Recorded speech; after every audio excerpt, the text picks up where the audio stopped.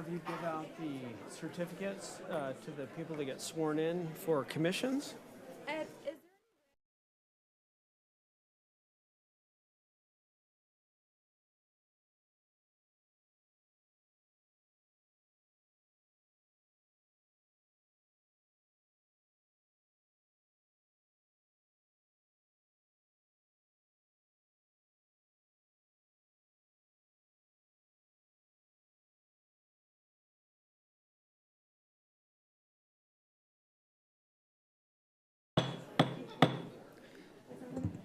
Thank you, everyone, for being here tonight. We're going to go ahead and start the Tuesday, August 13th, 2024 council meeting tonight. And Madam Clerk, if you could please call the roll. Councilmember Chavez. Present. Deputy Mayor Gonzalez. Present. Councilmember Moreno.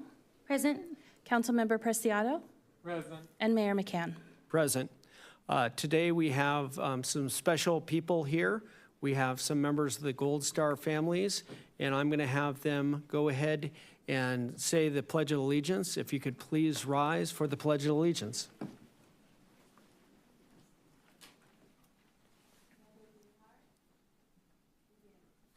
Pledge allegiance to the flag of the United States of America and to the republic for which it stands, one nation, under God, indivisible, with liberty and justice for all.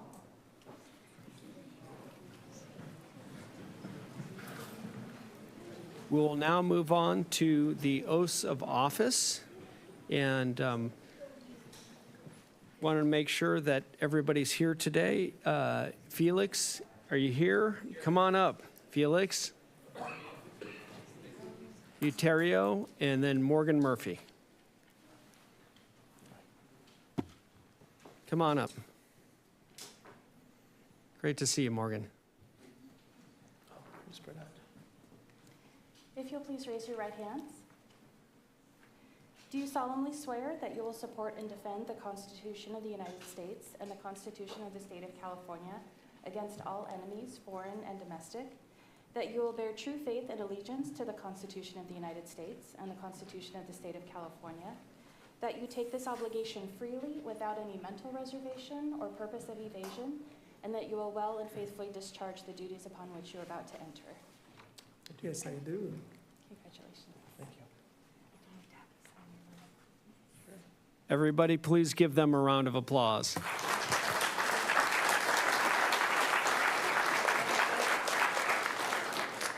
Morgan.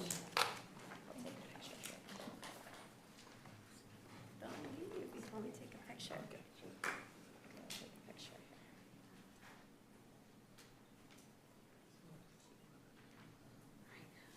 Thank you. We're going to take a quick picture. And I'm going to actually come down because I know some of them. Thank you very much.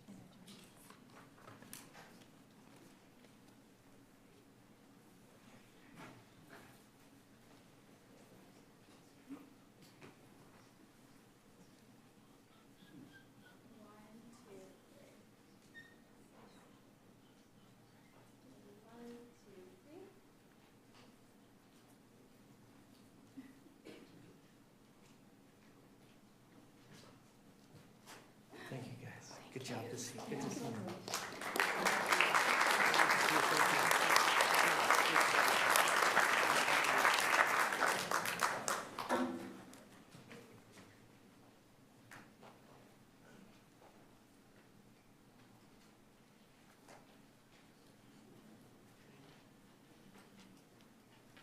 And I want to thank the members.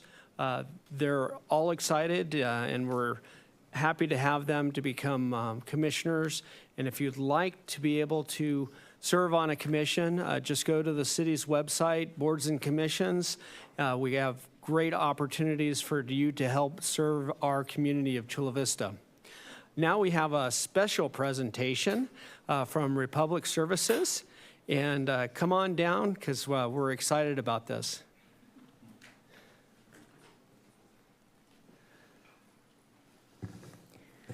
Good afternoon. Mayor, council members, city staff, it's really our pleasure to be here today. My name is Risa Barron, Municipal Manager here at Republic Services. We're going to take a few minutes just to give you an update on our vehicle replacement program as well as our electrification plans in the coming years. I have two folks that are going to present to you today, Rick Rojas, our General Manager, and Richard Copeland, our Vice President of Municipal Sales. So with that, I'm going to kick it off to Rick, and he'll come up and give you a CNG replacement program update. Great to see you, Rick. Thank you. Good evening, Mayor. Good evening, council members, and good evening, staff. Next slide, please. I'll first start off by describing a few of our collection vehicles. On your screen, you'll see we've got 3 different collection vehicles. We've got a commercial front-load vehicle on the left. We've also got a residential collection vehicle. So these are the collection vehicles you see in your residence at home picking up the plastic carts. And then we've got our large industrial roll-off trucks that pick up large commercial bins, usually at construction sites or hotel projects of that nature. Next slide, please. Just following up also on collection vehicles, vehicle maintenance. We did some upgrades early last year and completed by early this year. We had 12 vehicles that had new AC systems completed by early this year. We had 12 red dot roof mount air conditioning systems installed in 12 of our vehicles.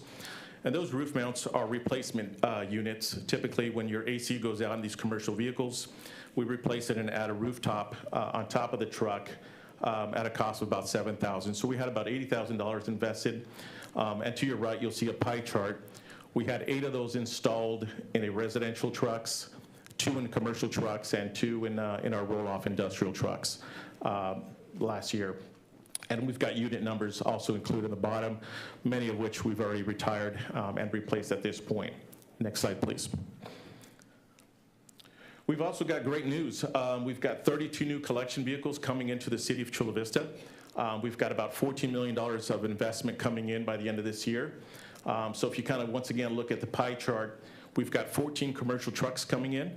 8 of those are residential side load, and 10 of them are roll-off. So that accounts for about 50% of the entire fleet here in the city of Chula Vista, and along with 3 additional EV trucks that we'll talk about in just a minute as well. Next slide, please. When you look at the equipment specification, so when you look at the collection vehicles and in our franchise agreement on 6.2.13, our current age in our fleet right now stands at 7.3 years. The average age should be about 10, so we're far below that at 7.3. And once we're done with these 32 vehicles, we'll be standing at about 3.0 years in terms of average age of the vehicles by the end of 2024. So really good numbers for the employees and for Republic Services in the city of Chula Vista with the average age of the fleet. Next slide, please. Along with the new safety enhancements also coming with these vehicles, so things have changed, some significant improvements. We've had some safety upgrades that are now included.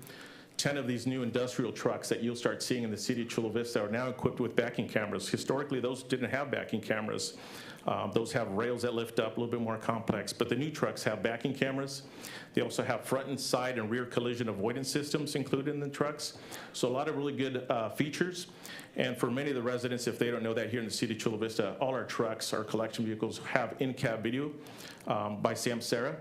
So those are in all of our collection vehicles today as well. And then we've also got one light collection vehicle, also known as an LCV. These light collection vehicles are also required through the franchise agreement.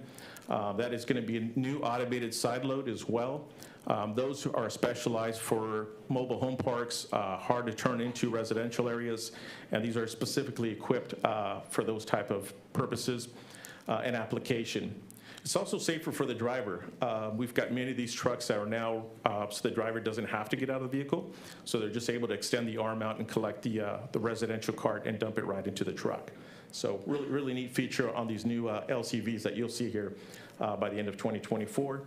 And most importantly, we've also got some cooling upgrades. So obviously some improvements there.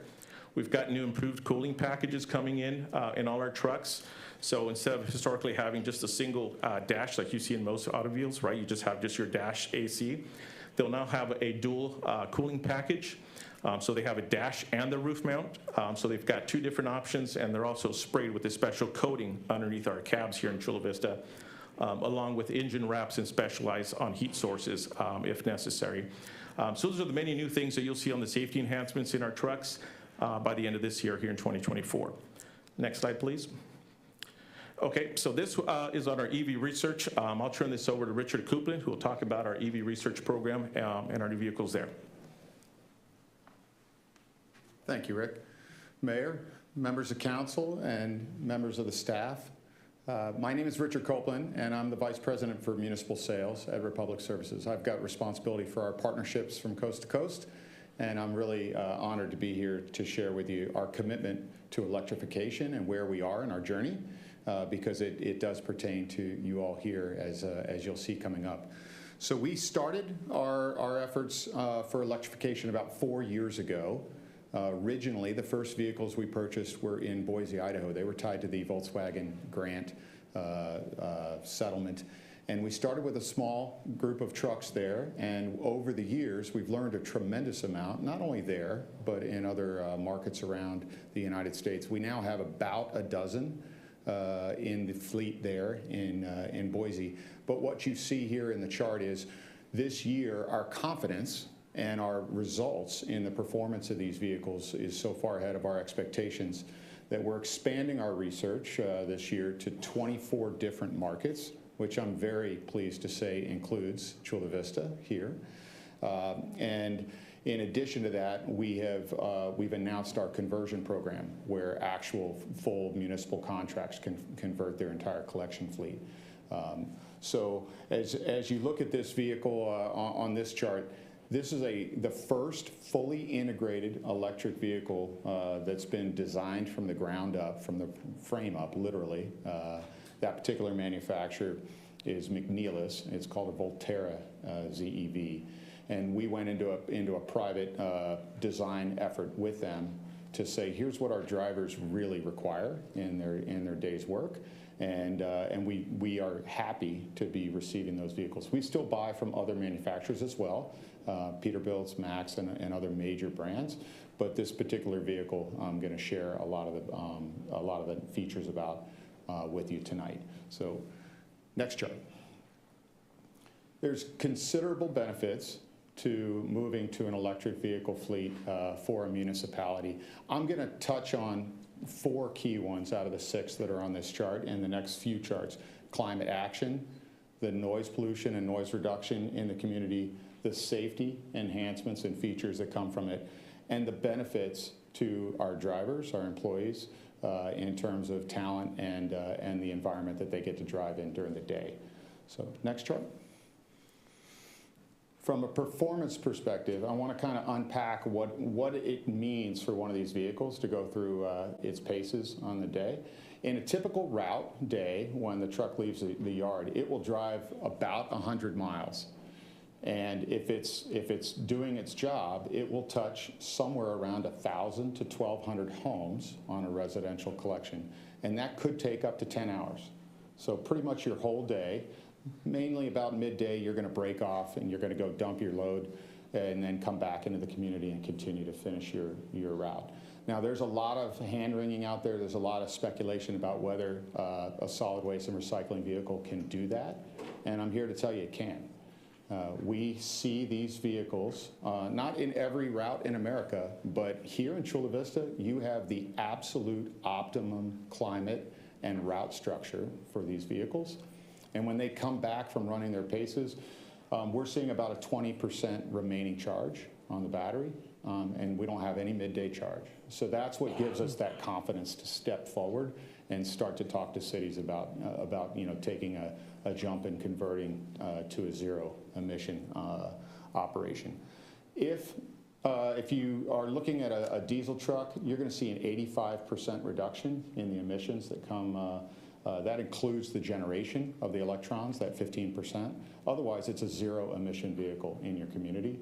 So the benefits to your climate action and your pollution reduction are tremendous. Also, the noise pollution on these is at least 50% or more on the compaction cycle. That's the noisiest period of a garbage truck, is when it has to do its compacting. When it's driving normally, it literally is as quiet as a Tesla if you're walking on the sidewalk. And I'm going to get into the safety features on the next chart. So when you think about a high-end automobile, if anyone has been able to ride in one, all of the safety features, all the sensors and all the technology, they're incorporated in this vehicle as well. So when you think about the driver and the visibility, if you look at that one photo or the one on the previous chart, the front window of this, it looks like an RV or a bus. It's incredibly high visibility. It gives the driver a really nice perspective of what's happening around them. And when you add to the fact that it's quiet, it allows them to really appreciate what's happening around them in the community and in the neighborhood when they're moving forward. We then put cameras all the way around the vehicle, and we add all the lane departure, collision avoidance, auto braking. So we're happy to already be one of the leading safest companies in the industry, but this technology will allow our drivers to have the added peace of mind as they go out and run their routes as they move forward. Next chart. And last, but certainly not least, I want to talk about the environment for the drivers. If you drive a recycling solid waste truck, your office is the cab of the vehicle. Okay, that's your environment. And so not only have I touched on the fact that it's quieter, we can cool those vehicles incredibly well because there's no engine underneath the cab. There's about 30% more room because there's no doghouse, which is the covering of the engine. And the overall experience is really very remarkable. So the feedback we get from the drivers that are in these vehicles today in the different markets that we're fielding is pretty astounding. Next chart. And I want to make sure that I touch on the complexities to actually get from start to finish and as it pertains to infrastructure. It takes about 1.5 years of preparation from the time that you begin the permitting, you engage the power company, you eventually get to the permits that you can pull some conduit and put in the cables so that when you get a truck, you can park it in that spot and put a charger on top of it. Okay, I'm happy to say that we started this work over 1.5 years ago here in Chula Vista because we knew that we wanted to do research here. And so we engaged with SDG&E, and we've done the infrastructure work for, we have capacity for 20 trucks in our yard now, and then we'll continue to add to that if the need be in the future presents. And so as we get those research trucks that Rick touched on earlier, they'll drop right into those slots that we've already designed. But it's typically about an 18-month window, which is about the same amount of time it takes to build a new truck these days. Whether you get a RNG truck or an EV truck, your build slots are about 18 months out. And so we've made really good use of that time to get ourselves in a nice position here in Chula Vista. Okay, I think that's my last chart. So I just want to thank you all again for the opportunity to share that with you, and it's exciting times for us. Okay. Thank you very much. Does anybody on the council dais have any questions or any comments?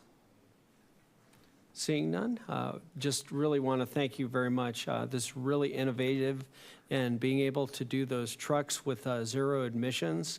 I know my old neighbor probably wouldn't like these because every time I put out the trash, the next morning he wouldn't see his trash can out, and then I'd be leaving to work and the trash truck would be coming, and he'd always go, "Oh, I heard the trash truck, so I knew it was time to put the trash out." Again, but you know, I think people learn, but that's an outstanding opportunity to have zero emission. Member Moreno. Yeah, I just wanted to say thank you also, and not my son, but my dog definitely tells me as soon as you're 2 blocks down. So let's see if it'll pass the Hendricks test with the, it being a little less quieter and a little bit more healthier for our neighbors also early in the morning. So thank you for also, I think, the safety is what I was looking at, the safety and comfort for our staff that are in these for hours at a time. I just want to thank you for keeping all that into consideration. Thank you very much. If I may, Mayor, Go ahead. I just also wanted to chime in my appreciation.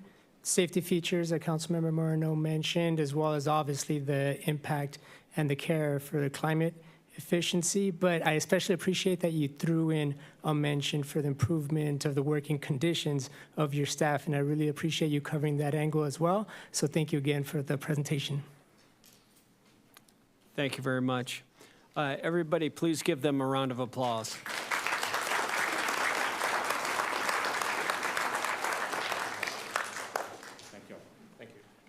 Now we'll move on to item 4.3, proclaiming the Tuesday, August 13th, 2024 as Purple Heart Day in the city of Chula Vista. And Rachel, if you want to go down and bring down the proclamation. Whereas the original Purple Heart Award was created by order of General George Washington on August 7th, 1782, during the American Revolutionary War, and redesigned to the medal we know today for President Washington's 200th birthday celebration on February 22nd, 1932. And whereas members of our community have been awarded the Purple Heart for being wounded in combat or killed in action while serving in the armed forces. And whereas the Purple Heart Medal represents a price paid while serving to maintain the freedoms and way of life enjoyed by our citizens. And whereas San Diego Chapter 49 of the Military Order of Purple Heart and its auxiliary have been committed to serving veterans and their families in our community throughout the years in various ways. And whereas part of the chapters and auxiliaries' mission is that we never forget the sacrifices of the Purple Heart Medal represents. And whereas Chula Vista has declared Purple Heart City by then Mayor Cheryl Cox on August 7th, 2013. Now, therefore, I, John McCann, 41st Mayor of the City of Chula Vista, do hereby proclaim August 13th, 2024 as Purple Heart Day in the City of Chula Vista. Please give them a round of applause.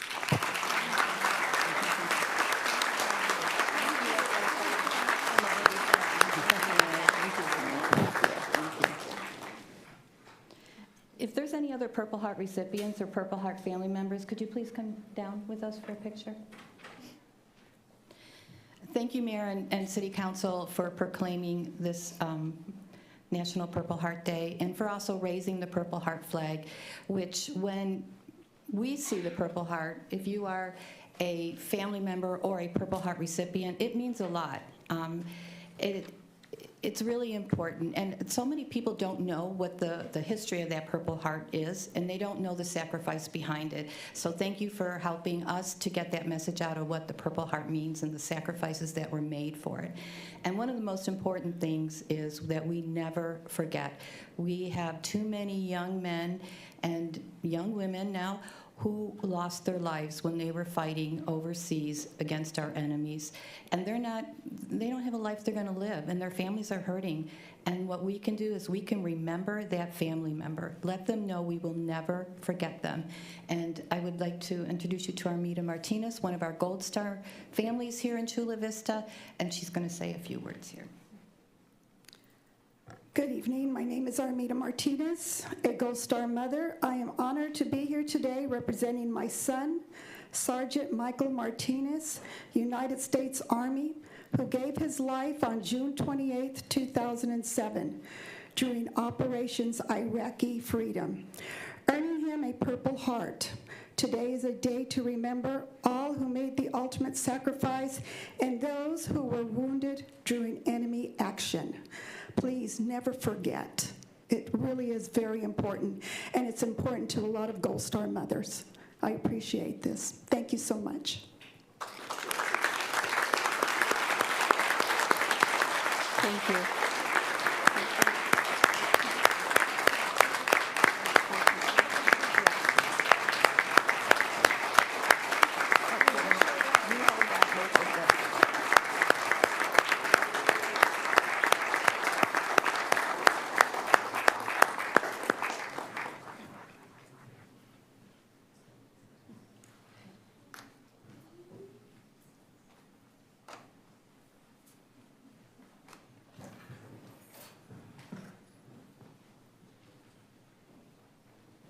Thank you, everybody.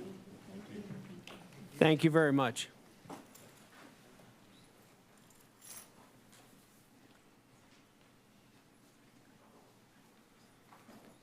Now we will move on to 4.4, and this is a presentation and proclamation commending Isabella Fuentes for her accomplishments in Little League Baseball. And I know Member Gonzalez would like to provide the proclamation. But the other thing is, I want to say, is that the mom, Diana Fuentes, is here. So we have a celebrity in the house, and she is the city clerk of San Diego. So stand up and please give her a round of applause.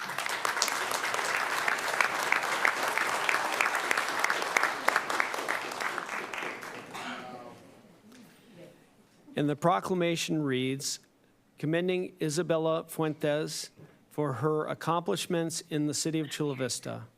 Whereas Little League International held its Girls with Game 50th celebration on June 7th through the 9th, 2024, welcoming nearly 100 young women and their families to the inaugural Maria Pepe Little League Baseball Legacy Series, a Girls with Game experience. At the home of the Little League Baseball World Series in Williamsport, Pennsylvania. And whereas Isabella Fuentes participated in the historic event, which was filled with teamwork, inclusion, integrity, community, and most importantly, fun. Bringing girls from all across North America together for an unforgettable experience. Whereas Isabella Fuentes and her fellow players shared space and were inspired by an intimate conversation with Maria Pepe, the trailblazing pioneer who shared her personal Little League story, opening doors for future generations of female players. And whereas Isabella Fuentes, as part of this landmark event, played a high-quality expedition baseball games, showcasing her skills as a pitcher and third baseman, or third basewoman, right? As well as her passion for the sport along her peers on the Perfect Storm team, receiving a commemorative medal for her contributions. Whereas Isabella Fuentes and her fellow participants demonstrated exceptional sportsmanship, talent, and dedication, exemplifying the spirit and progress of girls in baseball over the past 50 years, with a commitment to keep pushing forward and inspiring future generations. Now, therefore, I, John McCann, 41st Mayor of the City of Chula Vista, do hereby commend Isabella Fuentes in the City of Chula Vista in recognition and honor for her outstanding participation and contribution to the Maria Pepe Little League Baseball Legacy Series, and for embodying the values of teamwork, inclusion, integrity, community, and fun in Little League Baseball. Please give them a round of applause.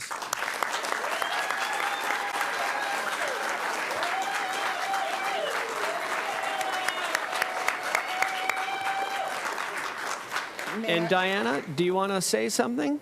I was going to introduce her. I feel like a proud aunt here with Isabela because I've known her since she was in her mama's belly.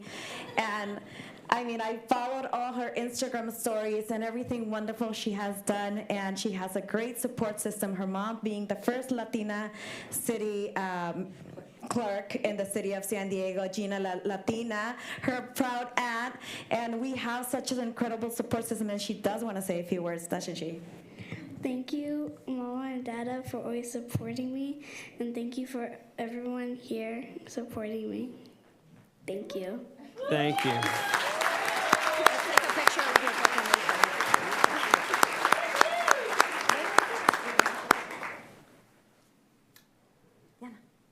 Chris. We're your teammates.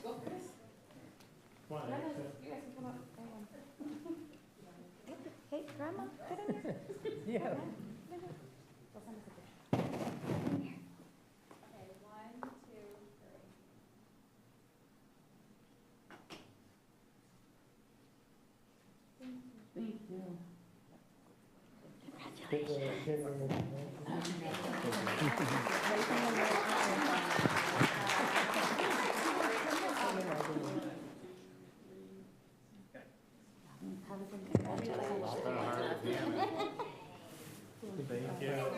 Thank you so much. Follow up with you on the Little League. Oh, okay, great. Isabella, great job. Diana, you're always welcome. And tell Todd and the other city council I said hi.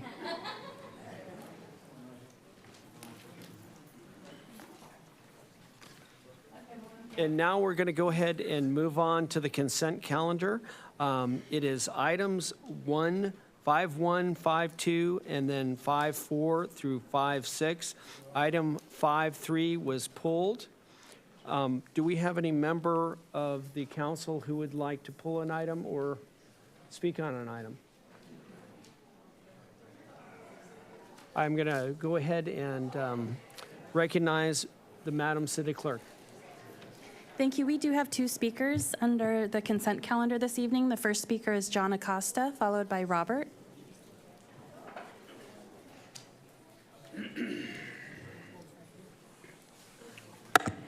Good afternoon. On 5.5, one of the things that's really concerning is that you guys are spending $500,000 for somebody from Colorado to come in here to Chula Vista countries. Why did you not find somebody locally to cut the trees? 500,000 to count trees is just way too much to pay an outsider to come in here. So find somebody from locally, because I'm sure that the union and the people that work in here, they will appreciate that much money. And for the money that's over, I'm sure you will over paying these people. For the money is over, maybe buying some trees and give it to community, lemon trees. Chula Vista is supposed to be the lemon country of the world, but there's hardly any more lemon trees. Moving on to 5.6, the animal issue here. Like I told before, there's an act about people selling pets. And I talked to Rachel before about people selling pets, people selling food, people selling abandoned stuff. And she said, "Oh, they're trying to make money." Then why have the ordinance if you're not going to enforce it? So if you're going to enforce it, selling dogs, selling pets, and I send you an attachment with a phone number where you're selling pets. Do something about it. That is illegal. Now, if you're not going to do something about it, do something. You don't accept the money from the 4.6 because I gave you the bill number 2155 Bellas Act that prohibits selling pets. If you cannot enforce the ordinance you create or follow the laws, that's a state law. They should not be selling pets. Right now, all the animal control facilities are overwhelmed. And this weekend, Councilmember Carolina will challenge you guys to sponsor adoption because there's too many pets in the shelter. So, Carolina, I challenge you, all of you, to sponsor a adoption. So, talk to Carolina and make an arrangement, because there's a lot of dogs and pets that need to be adopted. But like I say, if you see a phone number where they sell pets, that is illegal. That is illegal. Do something about it. The next speaker is Robert. Hello, everybody. How are you guys doing today? We're well. It's interesting. There's like workarounds to everything once you play by the rules, right? So I got to do an audit to make sure you guys get the public comment, and then I can bring it right up to the desk, and they make a copy and then pass it out to all you guys before the item's up. Well, on the internet, you guys restrict those things. But anyways. It's a little disappointing today, right? Specifically when they have a flag raising, but you guys don't even put it on the calendar for none of us to show up. Like, how many times do I have to come back with the issues and issues and issues before someone gets it and goes, you know what? Maybe this guy's right. Maybe we aren't doing our best and using the funds to let us know about these things. Maybe, So normally I'd be tied up waiting for my public comment, but because I get to come here and address you guys through consent calendar and then submit my public comment, then I get to go home. I'll get to read it anyways. So we'll take this minute 40 left, and you guys should reflect, right? Like you want to bring up the reparations. I watch all the meetings. I'm doing all of it, right? It's hilarious to me. How about the COVID shot, right? You can give reparations to all the ones that were injured because you forced them to take it. Should I bring you the applications from 2020 where you guys have it as a requirement of employment? How many times am I going to have to come up here and tell you guys to fix things before you guys start actually fixing things? Like, how many times? Said you were going to have your meeting, right, with the public. Never did. I've been hard on you. I don't appreciate you going over there, right, while we have things to do here, especially while city staff isn't doing all of their jobs correctly. We got past the police department today, Fourth Amendment violations, right? But as a citizen, you have to stand up for your own rights. They're not going to give it to you. They're your rights. And you guys took an oath to the Constitution, right, to defend it and defend our rights, not make rules that deter our rights from being used, right, or infringed. So, like I said, I come to you guys with stuff. I'm not coming here because I want to come here just to make y'all mad. But it's like cop watch, right? It's just on you. It's on the city. Everyone should pull out their cameras and record their representatives every time. And if you don't like it, you shouldn't be in this job. Thank you. That concludes the speakers under the consent calendar this evening. Thank you very much. I will go ahead and make the motion to approve the remaining portion of the consent calendar, items 5.1, 5.2, 5.4 through 5.6. Again, 5.3 had been pulled by staff, so I will move. Do I have a second? Second. We have a motion and a second. Madam Clerk, if you could please read the heading. Item 5.1 is approval of minutes dated August 6, 2024. Item 5.2 is approval of a motion to read only the title and waive the reading of the text of all resolutions and ordinances at this meeting. Item 5.3 has been pulled. Item 5.4 is receipt of the investment report for the quarter ending on June 30, 2024. Item 5.5 is resolution of the City Council of the City of Chula Vista, A, accepting grant funds through the United States Department of Agriculture, Forest Service, Urban and Community Forestry, USDA Forest Service, for the Chula Vista Urban Forest Tree Inventory and Forest Management Plan Project.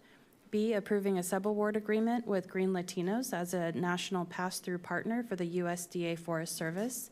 C, authorizing the Director of Public Works, the Assistant Director of Public Works, and the Open Space Manager the power to execute in the name of the city all necessary grant documents, including but not limited to applications, agreements, and amendments to secure the grant funds, and D, amending the fiscal year 2024-25 budget and appropriating funds therefore, four-fifths vote required. Item 5.6 is resolution of the City Council of the City of Chula Vista accepting grant funds from California for All Animals via UC Davis, amending the fiscal year 2024-25 budget and appropriating funds therefore. End of consent. Please vote.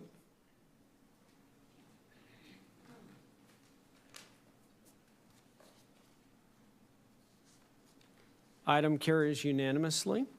We will now move on to public comments. Madam Clerk, if you could please call the first speaker. The first speaker this evening is Joe Rasso, followed by Nicole Hobson, followed by Raul Tellez. Okay, good evening. Only going to do the first page. You all have a copy in front of you. Honorable Mayor and City Council, as you know, Chula Vista's obsession with threatening well-meaning landlords with $5,000 daily fines for simple paperwork errors has forced a massive increase in our community's homeless population. City staff has made you aware the financial devastation the tenant protection ordinance has brought upon the rental and homeless communities of Chula Vista. I will not waste your time by again reviewing the staff supplied data. I simply request that you at least one council member care enough about our community to request staff to verify the accuracy of the data contained and how many landlords of Chula Vista's 36,000 rental units were actually found and fined for not being in compliance. So just stop the timer and give them a time to ask. Just ask staff, can you stop the timer? Can you stop the timer, please? Can you verify the accuracy of the data contained and how many landlords were actually fined? Does anybody care? Ms. Rosso, I'm going to refer this to the city attorney.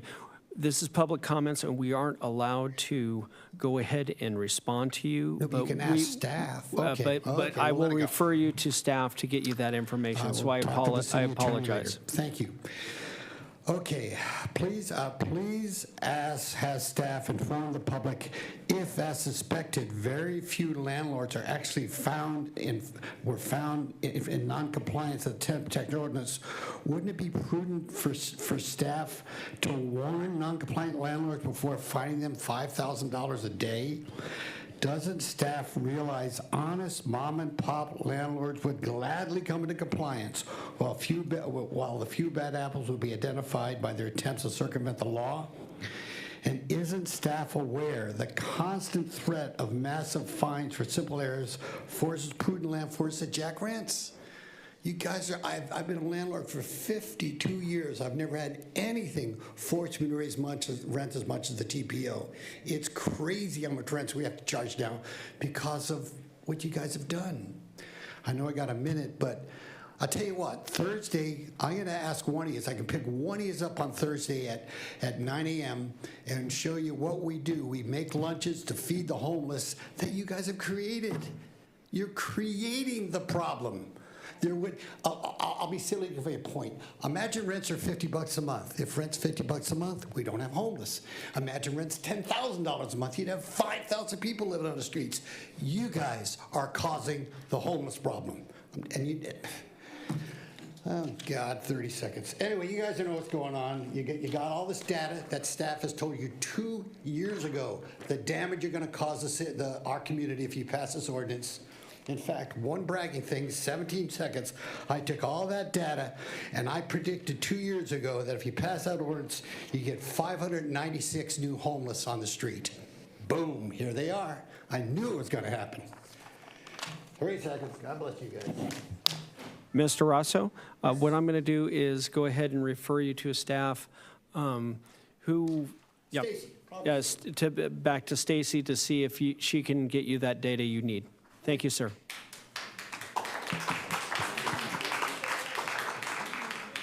The next speaker is Nicole Hobson, followed by Raul Tellez, followed by John Acosta.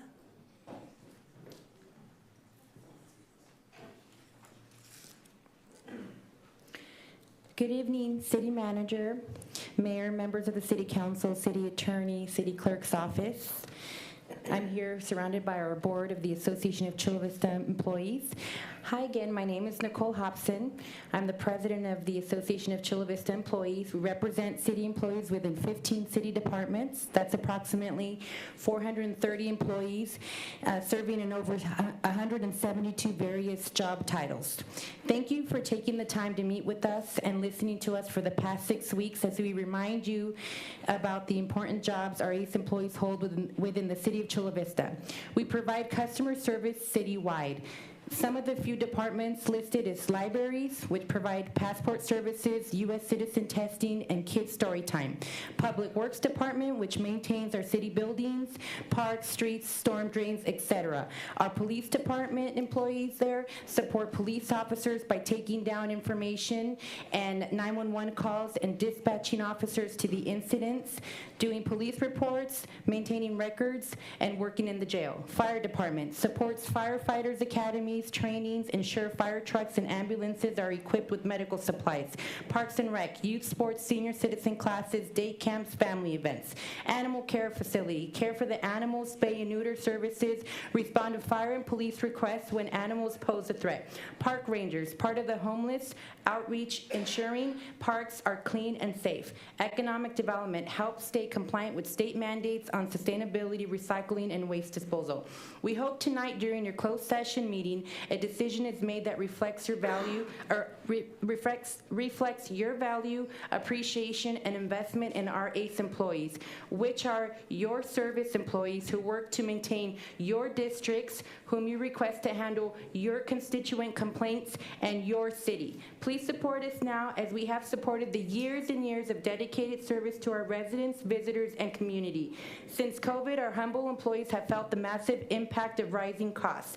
No one has been able to hide from inflation and shrinkflation. The repeated message from all of us has been cost of living increases, which have not been sustainable. Home prices are high, rent has increased, insurance has increased, cost of food, trash bills, sewer bills, water bills, and some increasing more than 10%. We have explained that our service employees cannot continue to work with such low wages. We will continue to lose valuable, experienced employees to other agencies. In our meeting, some of you have mentioned how you recognize and appreciate our members and how we keep the city running smoothly. We hope to have your support in closed session. Thank you so much.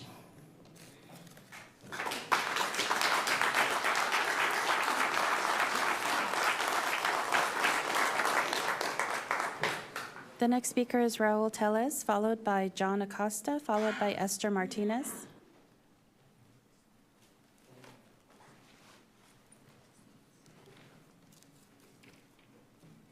Good afternoon, Mayor and Council. My name is Raul Tellez. I'm here this afternoon to advocate for a cause that's not only vital to the welfare of the hardworking union employees of the City of Chula Vista, ACE employees, but also essential for the continued prosperity of our community we live in. These employees are the ones who keep our streets clean, ensure our public services run smoothly, and provide the essential services that we all rely on every single day. They are the ones who, in what some people may say, are the ones that are not as visible, but are the ones who go above and beyond that make sure our community is safe, clean, functional, and thriving for the public to use every single day. But despite their dedication, many of these workers are struggling to make ends meet. The cost of living in our city and elsewhere has increasingly significantly increased. As you all well know, wages have not kept pace with inflation. Housing, healthcare, and everyday essentials are becoming increasingly out of reach for too many city employees. It's a harsh reality that many of the city workers face, who are the very people ensuring the quality of life we all enjoy, yet cannot afford to live in the city they serve. Some work more than one job. Some live outside the county of San Diego because they cannot afford to live here. Some work in a basement all day with no fresh air or even natural sunlight. Some even today continue to work with no remote or hybrid schedule benefit even during the COVID-19 crisis we had. Out of the 18 San Diego County cities, Chula Vista ACE employees are one of the lowest paid employees countywide and below the median in pay. Unbelievable, but true. With the high cost of living continuing to rise in America's most expensive cities, as you all may know, this past January, the San Diego Community College District boosted their minimum wage for all permanent employees to $30.58 per hour, and part-time employees to $22.31 per hour. Like fire and police, investing in our workforce is not an expense, it's an investment in our future. When we invest in our city employees, we invest in a stronger, more resilient, and more prosperous community. I urge you to consider the long-term benefits that come from paying union employees a fair and livable wage. As Mayor McCann has said in the State of the Union address, our union employees have shown their commitment to our cities day in and day out. Increasing wages for union employees is not just a matter of fairness, it's a matter of justice. Now's the time to commit to them by ensuring they receive the wages and compensation they deserve. Thank you for your time and consideration. I yield back.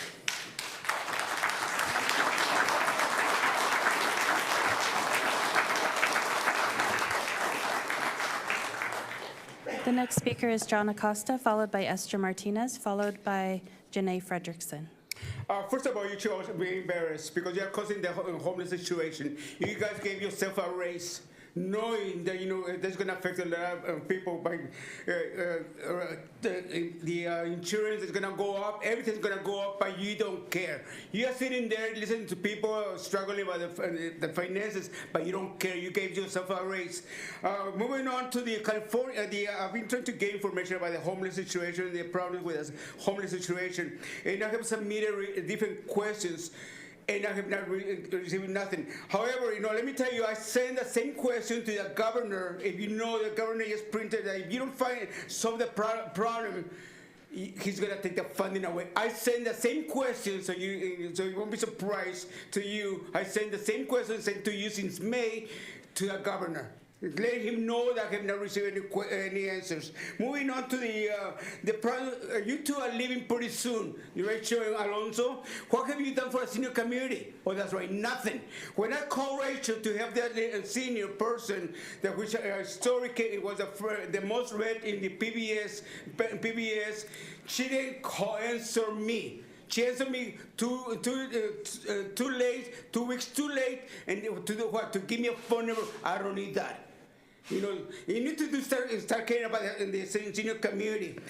The homeless, Megan, when Alan was here, she mentioned to you about the people with shopping carts, and you said, well, we need to do something about to prevent the stores.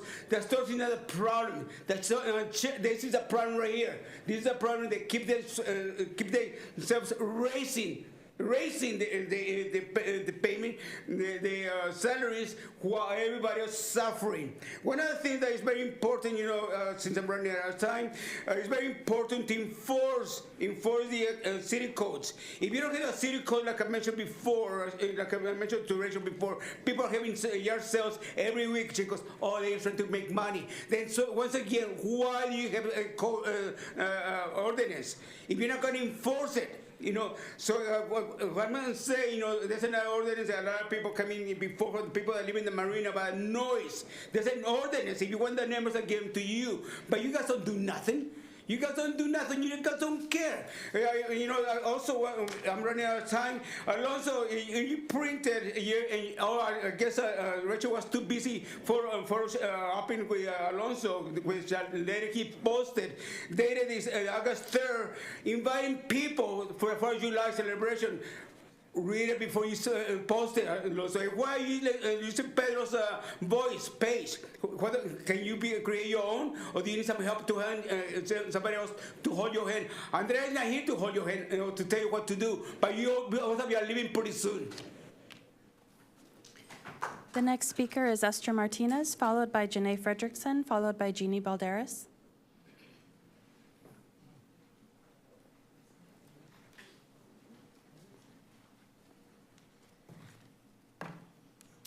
Good afternoon, Honorable Mayor, Council, City Manager, Assistant City Attorney, and City Clerk. My name is Esther Martinez. I'm an administrative secretary for the Public Works Department. I provide admin support and customer service to the public and to about 130 plus employees, give and take. And I know in the past couple of weeks, you have heard from some of my counterparts and coworkers, and they've talked about their role in the city. And I wish I was here to speak on a positive note and pleasant circumstance, but unfortunately, that is not the case. It is my understanding that our bargaining unit is 6 weeks into the fiscal year, and we do not have a contract. I find it very disturbing that the city is not acting in good faith. That is 6 weeks of ACE employees not receiving the raises that would help them keep up with the higher cost of living and inflation. Also, may I remind you that employees are the biggest asset of an organization. Our group specifically is one of the largest workforces. We should be treated and compensated as such.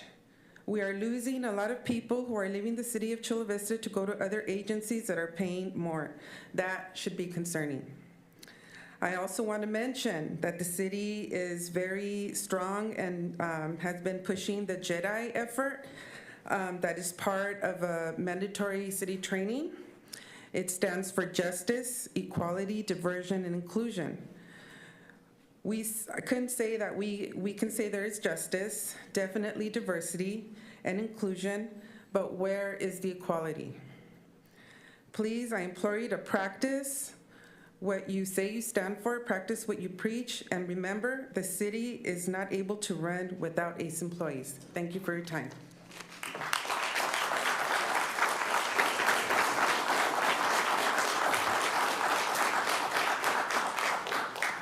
The next speaker is Janae Fredrickson, followed by Jeannie Balderas, followed by Delia Dominguez Cervantes. Good evening. First off, I kind of wanted to go back to July 16th. You had put that in between the call to order and roll call. You let us know that pursuant to AB 23, you guys all got $50 for that meeting.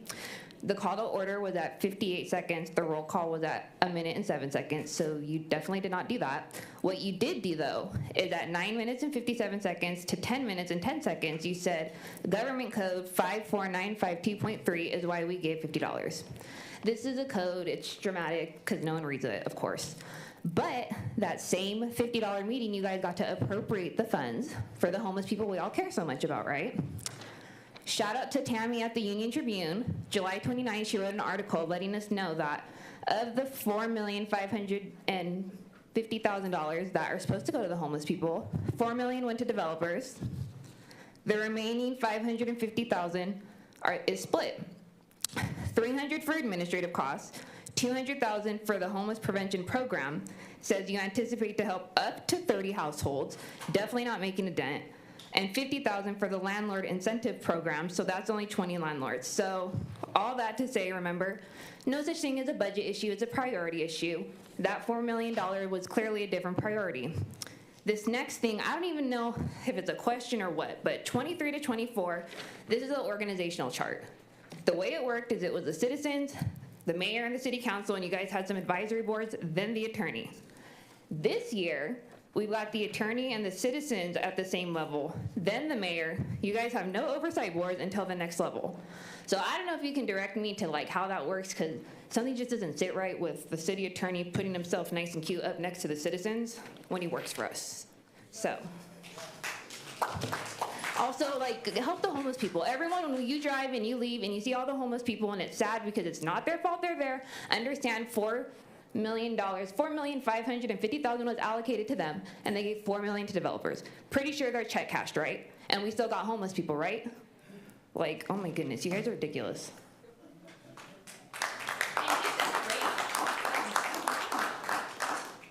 The next speaker is Jeannie Balderas, followed by Delia Dominguez Cervantes.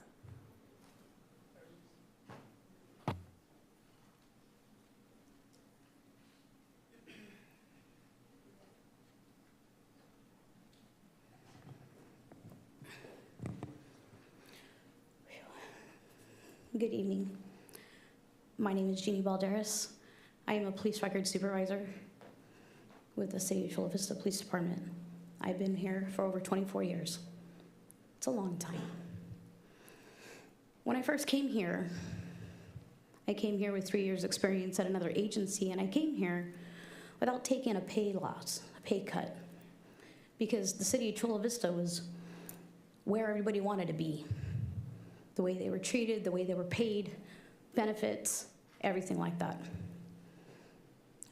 Well, with me, that lasted probably the first 10 years I was here. Since then, I think we've been forgotten. We haven't had compensating raises. The COLA raises have been 1%, 2% here, very minimal. Looking at this recent salary survey that was provided to us, my staff that I oversee is at 7 in the county. 7. How is that even possible? And understanding now that we're 6 weeks into the new fiscal year, other cities and agencies have been provided their salary increases, and we haven't yet. So now I've been provided that they are now to number 2 in the county. That is unacceptable. My position is under the 50%, but I'm more concerned about them because they are the harder ones to keep. Where's the incentive to stay?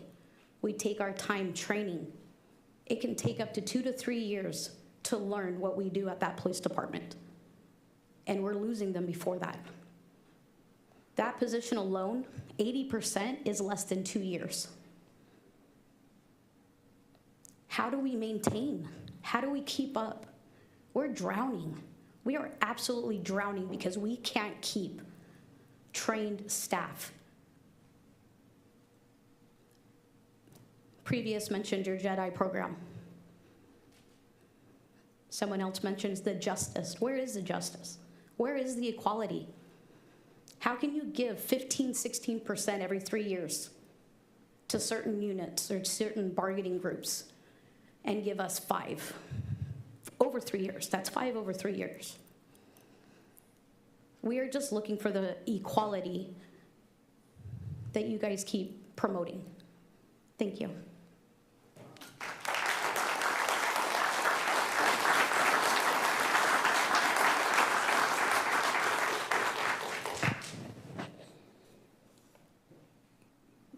The final speaker this evening under public comments is Delia Dominguez Cervantes. Good evening, Mayor, council persons, and our city manager. Long time no see, haven't been here for a bit. But I took my mother to the doctor's, I take her to her doctor's appointments. And I took her to the Menuderia, Birreria Menuderia on G and Broadway after I took her to her doctor's appointment. And the prostitution. I took a picture of the backside of one of them and the pimp. I had to dodge the pimp to get Mom. Mom had a knee surgery. I had to get around. He wouldn't move. He was standing right by the birreria. He wouldn't move to get around him. And what was really nice to see, and I'd like to thank the Chula Vista PD, that they are cruising, and they would hide, but then, of course, they would come back out. And, of course, the PD can't do anything if they can't see it or no one's reporting it. But if you report it, these guys are gone. Now you can't do anything. But I'm just wondering what's in place to address this. Historically, Broadway has been the street of, if you guys used to do Tijuana, Revolucion, the Zona Roja, all of that. But that shouldn't be happening. If we want to revitalize the old part of Chula Vista, we can't keep forgetting the west side of Chula Vista. That's where my mom likes to eat, like traditional foods, and that's just not right. We dodged this, and it was real. I was kind of scared because he wouldn't move. Mom, to get her around that area, he wouldn't budge. Mom was getting nervous. I'm getting nervous for her. And we walked in, finally, we were able to get around this person, the pimp. When we're sitting there, I took a picture of another one of the prostitutes, the backside. They're just walking up and down, and he's watching the girls to stay in check.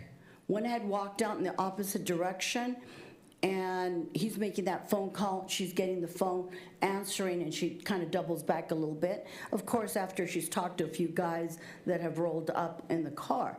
This isn't cool, guys. What's going on?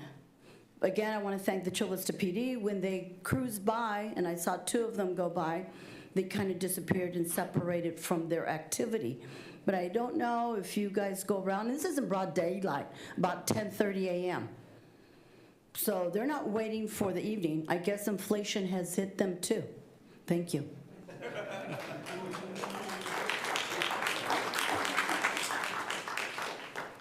That concludes the speakers under public comments this evening. Thank you very much. Were there any electronic comments? Not for public comments. Thank you very much. We will now move to item 7.1. This is a public hearing. And City Manager, do we have a presentation?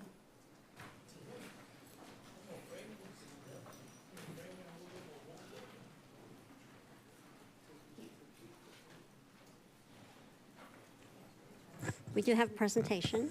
Brian Warwick and Stacy Kurtz from Housing and Homeless Services will present. Thank you.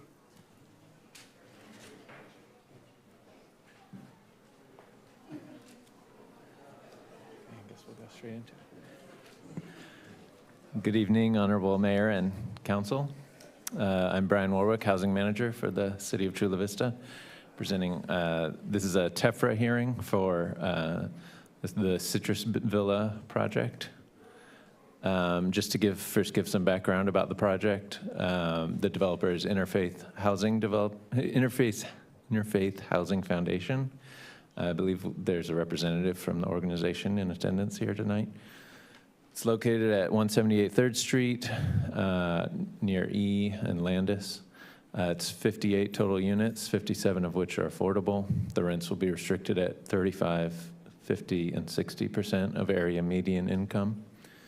The city's only involvement in this project, aside from issuing permits, is we have a density bonus regulatory agreement, which restricts the project to seniors.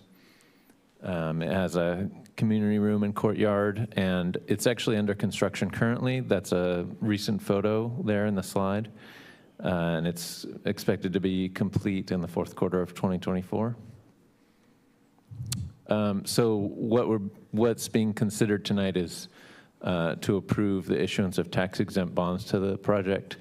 These are not city bonds. It's not a city subsidy or a city loan. There's no city liability. The issuer is California Municipal Finance Authority, which is a joint powers authority.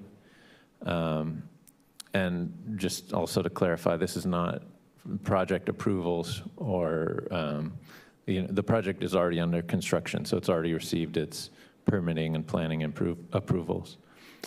So tax-exempt bonds are a form of financing for affordable housing projects. It's basically a low-interest loan.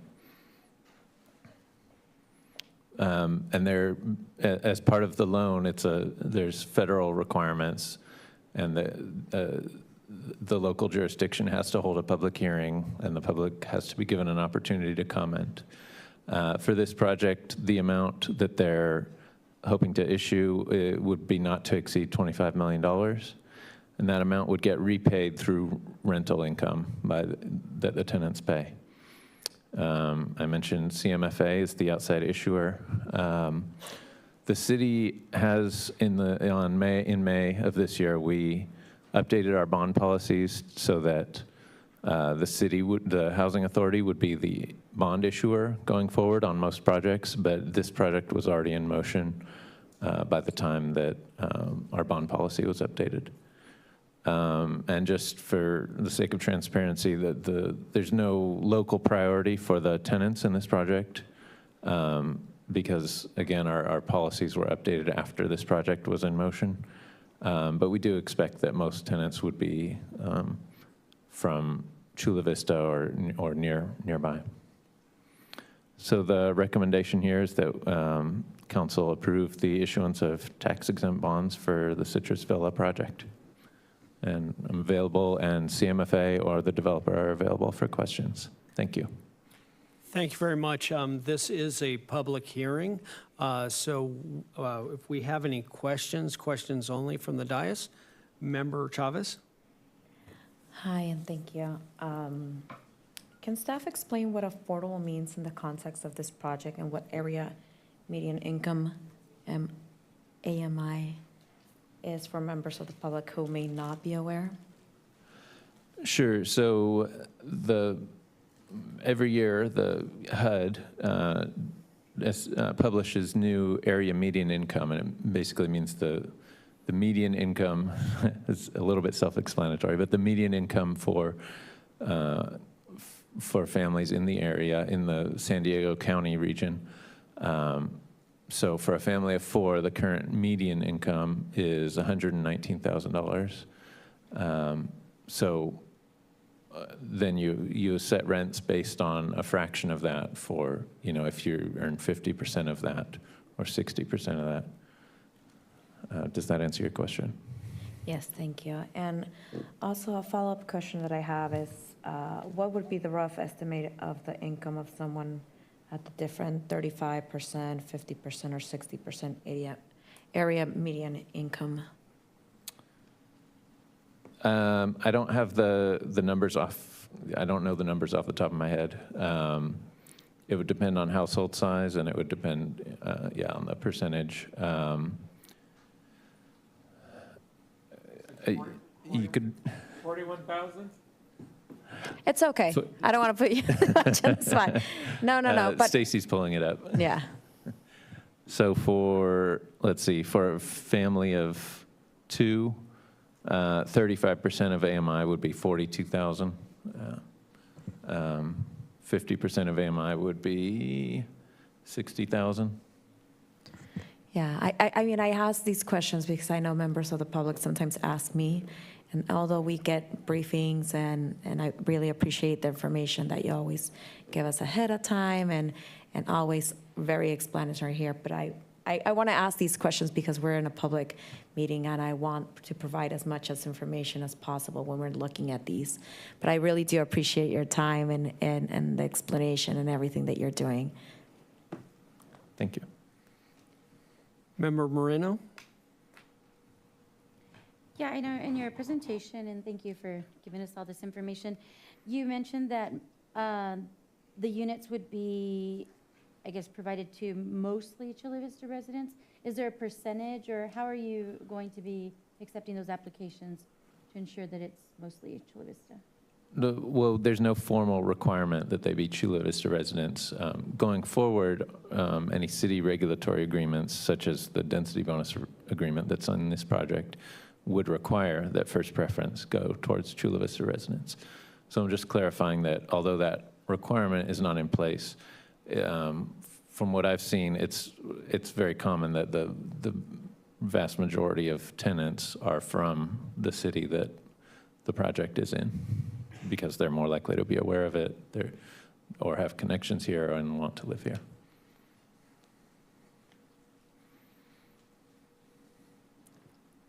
Any more questions? Oh, I was asking Rachel. Maybe I just remembered one more, sorry. And with that, I was wondering, what about the outreach for it? Like, how do you reach out to the certain population? Is that I can defer to the developer on this project as far as marketing plans and lease up. Go ahead and just state your name and who you represent, and then answer the question. Sure. My name is Matthew Jumper. I'm with Interfaith Housing Development Corporation. We're the developer. And we are making an effort to reach out to the community of Chula Vista, my hometown as well. And so I'm very excited about this too. We have to be careful with fair housing laws. We have to make it open to all. But we are making a concerted effort right now to reach out to the community through various gatherings we've had, churches, the library, putting up flyers. We have a big sign now on the building that it says, "Call this number." And if I may, can I give that number out?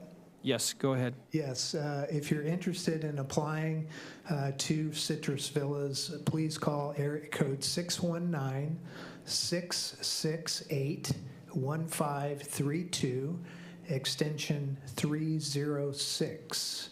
619-668-1532, extension 306. And we'll get your application and information, and we're starting to gather a list now, primarily from people in Chula Vista.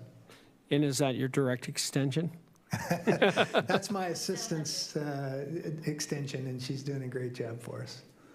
And by the way, the rents, some people may want to know the rents that were approved by the tax credit committee, and it is 30% up to 60%. We thought maybe it was going to start out at 35, but we went down to 30% to 60. So it's very low to low income. The rents will range anywhere from $725 a month up to a maximum, the highest income is $1,500. Those are primarily one-bedroom apartments. And you'll probably see mainly single individual seniors, but you may see a couple as well, or two people. Thank you. Any more questions, Rachel? Member Gonzalez. Thank you. Thank you. You may want to take a stab at this question as well. I've expressed before my interest in affordable housing developments, capturing a variety, not being too narrowly defined whenever possible, capturing different AMIs or different components, even better if it's senior, but we have to be careful not to be too narrow in that capacity as well. And in this case, having a mix of 35, 50, and 60% AMI, it sounds like it accomplishes that to some degree. Would you mind sharing anything about whether it be the funding sources or what about this development allowed it to offer different categories of AMI? Sure, I'd be glad to. We started out, we didn't have a tax credits kind of runs the show here in the state of California. You have to apply to Sacramento, to the tax credit committee, and they set the parameters for the income levels. So when you apply, you have to compete with other developers throughout the state, San Diego and as well as throughout the state. So to be competitive, you want to keep those rates down as much as possible. And that's where we come up with a matrix. I won't bore you with the details, but you come up with a matrix that the average rent on this one, by the way, in terms of affordability, is right around 55%. So that's the 30, the 50, and the 60 averaged out.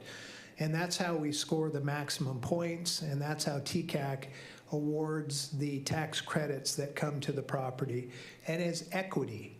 So we get investors who get a dollar-for-dollar write-off from the federal government. They put it in the project as a form of equity. That lowers the price. My organization over the last 5 years has raised $10 million. We're putting that into the property as well as equity. So the only loans we'll have on the property when it's done will be a permanent mortgage that is supplied through a Fannie Mae product. And the bonds are primarily for construction purposes. They get repaid with our money and with this tax credit money. And then the only thing left on it is a affordable mortgage. So again, we can keep these rents as low as possible. Thank you. No further questions. Thank you. And just one last question. Yeah, you grew up in Chula Vista. What high school did you go to? Well, I lived over near the Hilltop area, and my dad was in the Navy, so I started to move around and went to Miramar when I was about 6. But my brother went to Hilltop High School. Okay, so at least we have an answer that you're related to. You betcha. Thank you. Yeah. Okay. Thank you. What I'm going to do is, since this is a public hearing, go ahead and open the public hearing. And Madam Clerk, do we have any speakers? Yes, we do have one speaker on this item, John Acosta.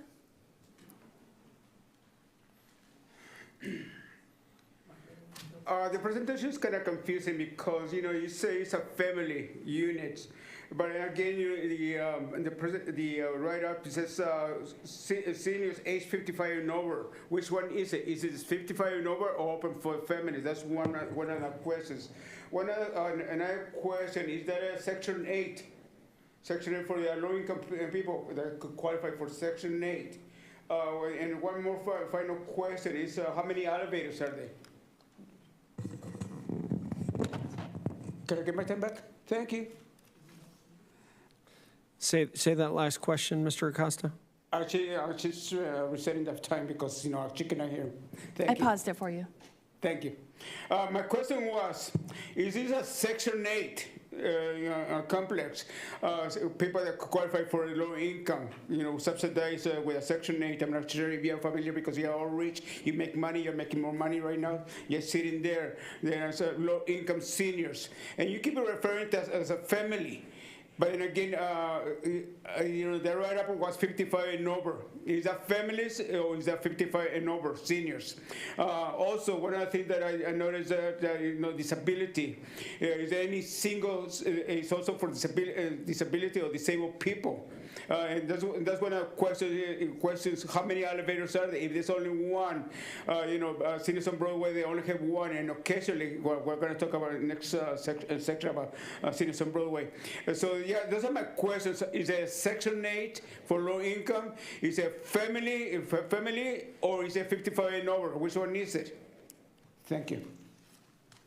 Thank you. And Madam Clerk, are there any more speakers? There are no additional speakers, and there were no e-comments submitted. Thank you. I will go ahead and close the public comment. Just to have staff, and maybe the developer can answer this, but my understanding is, again, it can be a single or it can be multiple people in a unit. Usually when you're 55 and older, you don't have a family, but you may have a couple, correct?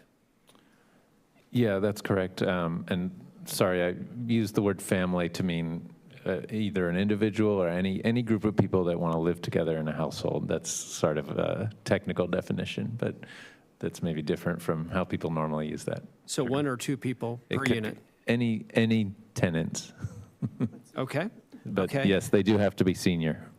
And this is, again, it's not Section 8, but it's affordable housing, which is a different program, correct? That's correct. And now, just to clarify, if a person has a Section 8 voucher and wishes to live there, they can. But it's open to anybody who qualifies under the income requirements. Okay. So again, if you don't qualify for Section 8, you can live there if you qualify for the income requirements. Yes. And then on the elevators, is there one or two elevators? There's one elevator. Okay. Thank you very much. Do I have any questions or comments from the dais? Seeing none? I just wanted to move. Oh, perfect. Go ahead and say that on your mic, and then I will second that. So Member Preciado went ahead and made the motion. And Madam Clerk, if you could please read the heading. This is item 7.1, resolution of the City Council of the City of Chula Vista approving the issuance of the California Municipal Finance Authority exempt facility bonds for a qualified residential project located at 1 Avenue in an aggregate construction.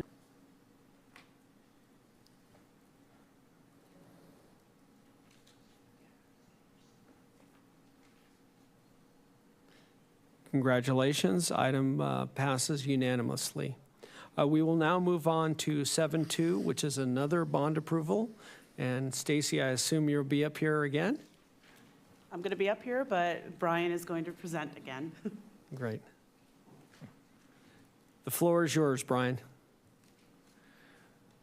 Thank you. So it's Groundhog Day. This is another TEFRA hearing for bond issuance, or a plan of finance to include a bond issuance for another project, the Seniors on Broadway, which is owned by MAC. Just a little bit about the project. Located at 845 Broadway, between K and L. It's an existing project. It was built in 2005, 42 units, 41 affordable. And it's also a senior project. Rents are set at 30%, 45%, and 50% of AMI. The city did provide a loan back in 2005 to help with the construction, and now it's ready for some rehabilitation of some systems within the building. So the roof, some significant ADA upgrades and balcony repairs, and then some other minor repairs. You can see the project there on the slide. Again, just to reiterate, these tax-exempt bonds, it's not a city loan or a city subsidy. The city is not liable. It doesn't affect our bond capacity or the housing authority's bond capacity. And this is not a project approval. When they submit for building permits, that would be totally separate. And again, it's a low-interest loan for development. They are seeking an amount not to exceed $12 million for the rehabilitation. Again, CMFA is the issuer, and again, this project was in motion before our bond policy was updated. There is a 2005 regulatory agreement against the property that's still in effect and will remain in effect, and that does prescribe a preference for first priority for Chula Vista residents and workers.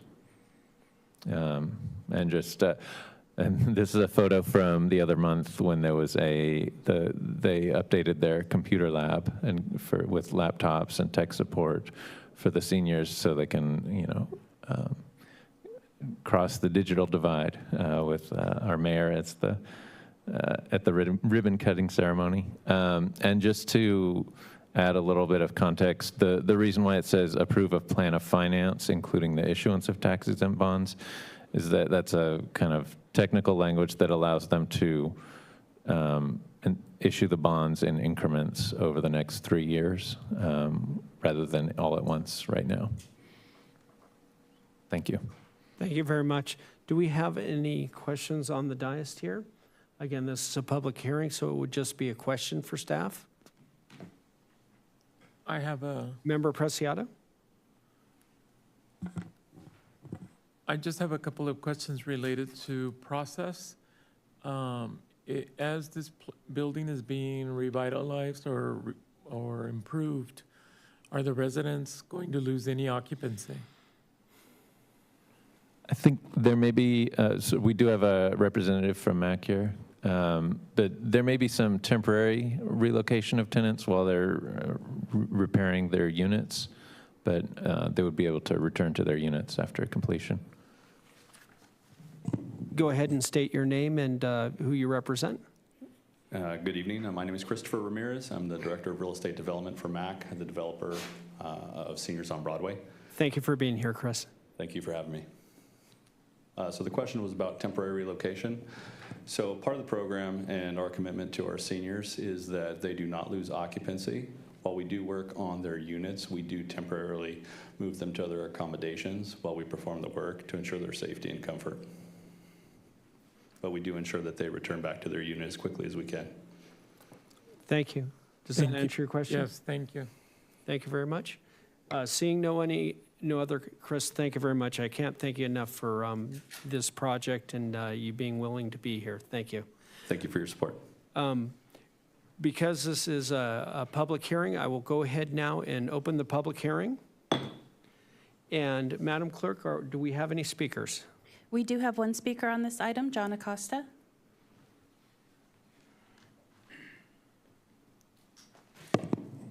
I'm pretty familiar with Seniors on Broadway. You know, I know people that live there. I used to do classes there, so I'm pretty happy with it. And that's why I was trying to compare it to the new building that you guys are proposing. And one of the things I forgot to ask you on the previous one, are you guys going to provide parking? I know Seniors on Broadway have parking in the back, and it's elect security park. You know, we say that seniors really enjoy having their own parking space. They don't have to struggle looking for that parking space. That's one of the questions. But like I say, Seniors on Broadway really do a good job. I know people that live there and they're really happy. So, thank you. Thank you very much. Madam Clerk, I think we might have another speaker. Yeah. Well, sorry, just because I didn't know. If you could just go ahead and put in your name card, and then we'll have you talk. Janae Frederickson, right? We'll add you to the list. Thank you. You can go ahead. Come on over, Yes. Janae. You guys aren't getting yelled at this time. Now it's for Mac. So when it comes to rehousing or putting them up when you're updating, is it for everybody? Because I had worked with a family before that their apartment renovation, the first thing they did was go through and evict everybody that they could to not have to put them up. So is there anything to help people, like if they're in that kind of limbo going on right now when it comes to having to put people up when it's going to renovations or? So that's really my question. Is it like a contingent on being put up somewhere? Thank you very much. So I'm going to close the public hearing, and then I'll ask the question. So thank you. I'm closing the public hearing now. And then the first question is on the parking spaces. And Chris, I think you might need to come back down here. Because I know, being there recently, I know you guys actually have quite a few parking spaces. And go ahead and tell us what the allocation is for the parking spaces. Thank you. I don't have the number of parking spaces offhand, but we do have full parking for the residents. And it is, if I recall correctly, secured. Great. And then the other question from the public was, again, when you're renovating, I'm confident that you don't evict anybody. You're there just putting them up while they're doing the renovation and bringing them back, and you're not evicting them, correct? MAC is very committed to housing people, so we are not in the business of evicting people while we're doing a renovation. We go to great lengths to make sure that people are comfortable during the work that we do and make sure that they understand that they are welcome to come back. But nobody is evicted because of the renovation project. Thank you. Thank you very much. Again, I've closed the public hearing. Do I have any comments or questions or anything from the dais? Member Preciado. I just wanted to, this is another senior project that's in my district, and I really appreciate that it's going to be maintained. When the project first started, as we know, it's on Chula Vista Elementary School district property, and so it's a public nonprofit and city and everybody else partnership. And so we appreciate that it continues to offer housing for this community that is in such high need. And with that, Mr. Mayor, I was going to offer a motion to approve the Tetra request as presented. I will second that, and then I'll just make a quick comment. Chris, I want to thank you and Mac. You guys have done a tremendous job in being able to provide affordable housing. And the Seniors on Broadway is a project, and I'm going to date myself. I actually was on the city council when we approved that, and it is a tremendous project. And every time I go down there, as I did when we were able to work with AT&T to increase internet usage, it was amazing. And as Member Preciado was talking about, there is an elementary school next to Seniors on Broadway, and they have an intergenerational relationship where kids will come from the elementary schools and basically hang out with the seniors. And that is, I think many times that makes their day because they love to be able to interact with younger kids and everything. I see Member Moreno would like to speak, so I will go ahead and acknowledge her.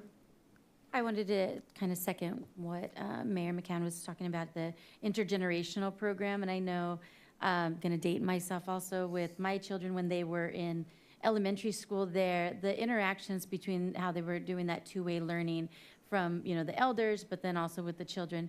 That was just, I remember this is even before you had the computer, the technology room there. But CVLCC was going over and supporting some of the seniors with their laptops and things like that. And so it's really a fantastic program, and I hope to see more of them. And thank you again. Again, if anybody goes down there and sees the seniors, they are awesome on Facebook. So, yeah, ironically, when I do Facebook now, my son teases me because he goes, "Facebook, you're old, Dad. You need to Instagram," or, Okay, with that, we have a motion and a second. Madam Clerk, if you could please read the heading. Item 7.2 is resolution of the City Council of the City of Chula Vista approving a plan of finance, including the issuance of revenue bonds by the California Municipal Finance Authority in an aggregate principal amount not to exceed $12 million to finance and refinance a qualified residential rental project known as Seniors on Broadway, located at 845 Broadway, for the benefit of the metropolitan area Advisory Committee on Anti-Poverty in San Diego of San Diego County, Inc., MAC, or an affiliated entity, and certain other matters relating thereto. Please vote.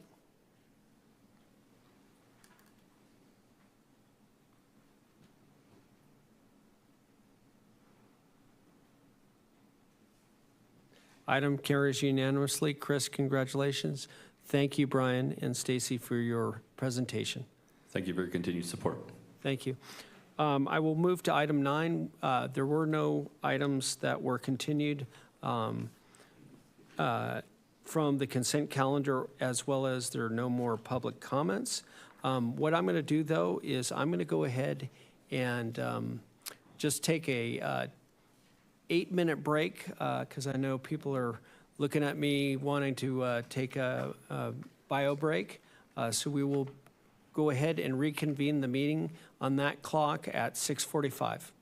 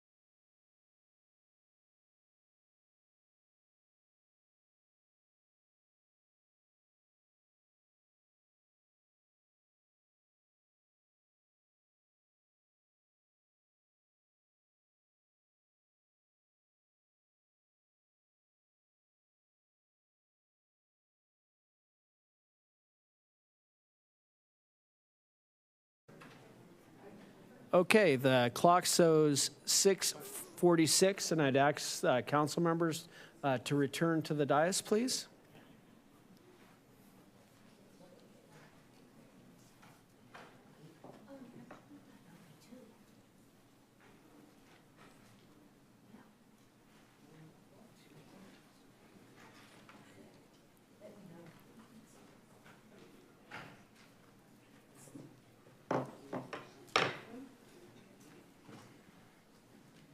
Okay, and now we're going to move back to, we're going to reconvene the meeting and move to 8.2 and more municipal bonds.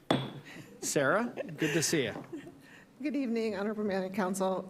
Sarah Shane, Finance Director, and with us tonight is Lawrence Chan, partner of law firm Stradling, Yoka, Carlson, and Roth. Lawrence's firm has provided bond and disclosure counsel to the city on prior debt issuances, and tonight he'll be providing disclosure training as required per the city's debt and disclosure policies. When the city issues debt in the public capital market, there are disclosure requirements the city must meet both prior to issuance and during the time debt is outstanding. It's best practice for staff and council members to receive periodic training on these requirements. And with that, I'll turn it over to Lawrence. Great, thank you for that introduction, Sarah, and thank you, the mayor and city council, for inviting me here tonight. As Sarah said, we've had the privilege of serving as the city's bond and disclosure counsel on several issuances over the years. And so the regulators of municipal bonds, when the city goes out and issue bonds, is the U.S. Securities and Exchange Commission. And what the SEC has said that when they come out to provide enforcement actions, one of the first questions they ask is, has the city and has the council and staff been provided disclosure training? And so that's one reason why we're doing this tonight, to just, if heaven forbid that ever happens, the city can say, yes, no, we have actually been advised of our responsibilities under federal securities laws. And the second reason we're doing this is really to give the council, and this presentation is tailored for city council members, a sense of when the city goes out to issue bonds, when alarm bells sort of should go off, and when you should raise questions and issues with staff so that they can be addressed before you actually go market the bonds with an offering document. So first slide here, why is disclosure necessary? As I said, the city does from time to time issue securities in the capital markets. In fact, the city is not an infrequent issuer. Over the last 10 years or so, there have been several series of general fund bonds. You issue CFD bonds. I think it was 2021 or 2022, you did a series of pension obligation bonds. And from time to time, you issue refunding bonds to lower your debt service payments on those initial issuances. So when the city goes out and issues those bonds, investors have certain protections under federal securities laws, namely that the investors must be provided with all information necessary for them to make an informed investment decision. And the basic rule is all material information must be disclosed. And that information is disclosed in a document, what is called a preliminary official statement, or and when the bonds are priced, a final official statement, which is akin to a prospectus in the corporate market.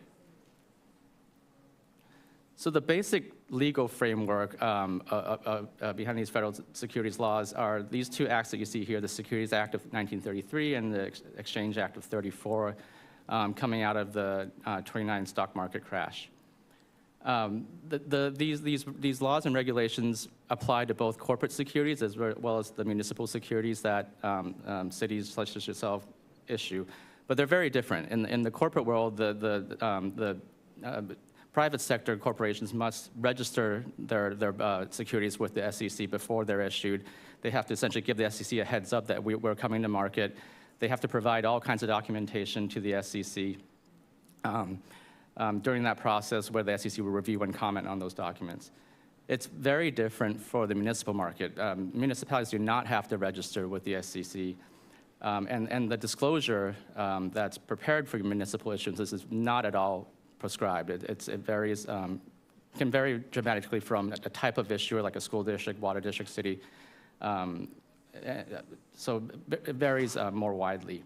But one rule that does apply to both the private and the municipal sector are the anti-fraud provisions. So The main formulation of those anti-fraud provisions is what you see here, commonly referred to as 10b-5. It's a rule under the 34 Act. And it reads, it shall be unlawful for any person, and we'll just skip to Part B because this is the important part, to make any untrue statement of material fact. That first part basically means any chart, table, description of your pension, description of litigation, all must be accurate. If it's in the book, in the POS, it must be accurate. And that, in some ways, is a little easier because a lot of that information is informed by, your audit, published documents that are easily accessible. And during the process of developing this document, your city staff is vetting those statements. You have consultants, you have lawyers. There's several checks along the way to ensure that information is accurate. The second part here, to omit to state a material fact necessary in order to make the statements made in the light of the circumstances under which they were made not misleading, and that's a bit of a mouthful. That basically means you cannot you cannot make a material omission. And that's sometimes a little harder. Just as this might be a silly example, but you might say in your POS that fiscal year 23 numbers are great, the best year ever. But you don't say, oh, by the way, in the next 6 months, there may be our largest sales tax producers leaving. So that would be a material omission. Silly one, but as an example. And so you might ask yourself, what does it mean to be a material fact? The SEC has never, again, prescribed and defined for issuers what is material. So it's really informed by court cases, industry practice, SEC enforcement actions. And a useful formulation you see on the screen here is whether or not there's a reasonable likelihood that a reasonable investor would consider that fact important in deciding whether or not to invest. And so the question to ask yourself, if you were to part ways with your money and buy some City of Chula Vista bonds, what would you want to know?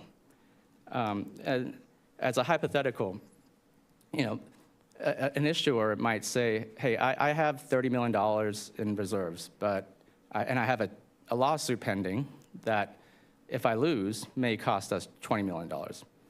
And that issuer may, in their heart of hearts, say, you know what, I don't need to tell people about that. There's no way an investor won't get paid because if I lose, I'll still have $10 million. So that would be the incorrect conclusion, because an investor cares about many things besides just getting paid on time. That litigation, if the city were to lose, and in fact had to pay that judgment, takes your reserves down from 30 to $10 million.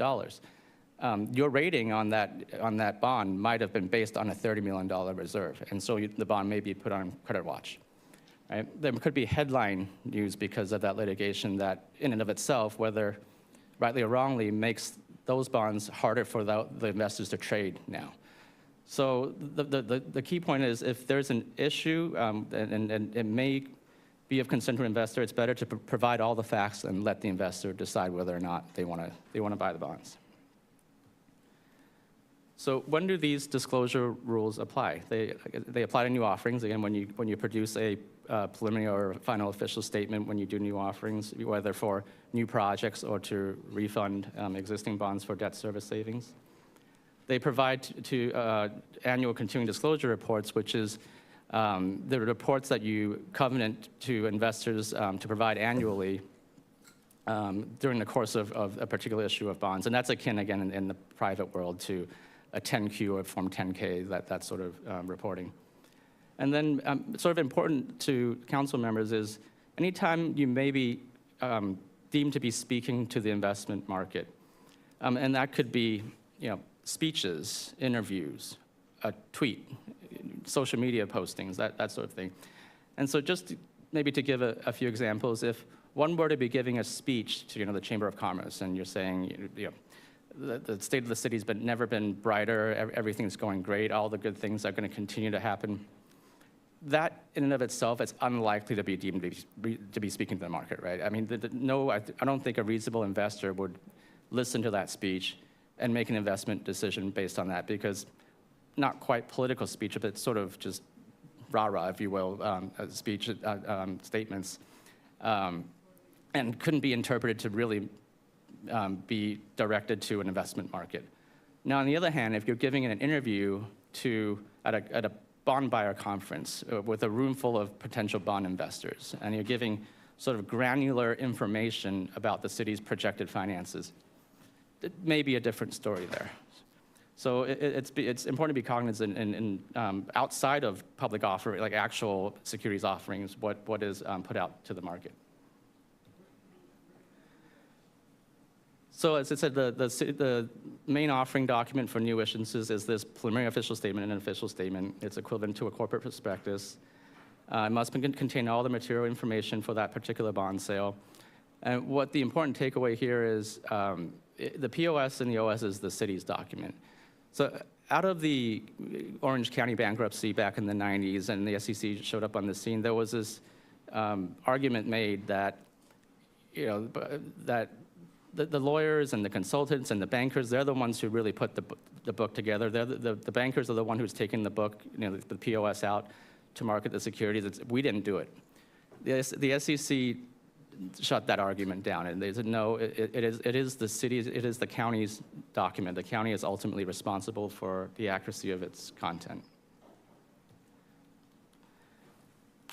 So this slide is just sort of an example of if the city were to, a typical general fund issuance, what would be included in that POS? It would sort of give a broad description of the city's financial and economic condition, your budget process, major revenue sources, you see them here, any structural deficit issues, an accurate description and complete description of the types of debt and the amounts, any litigation that could potentially have a significant financial impact, and any other risk that is sort of,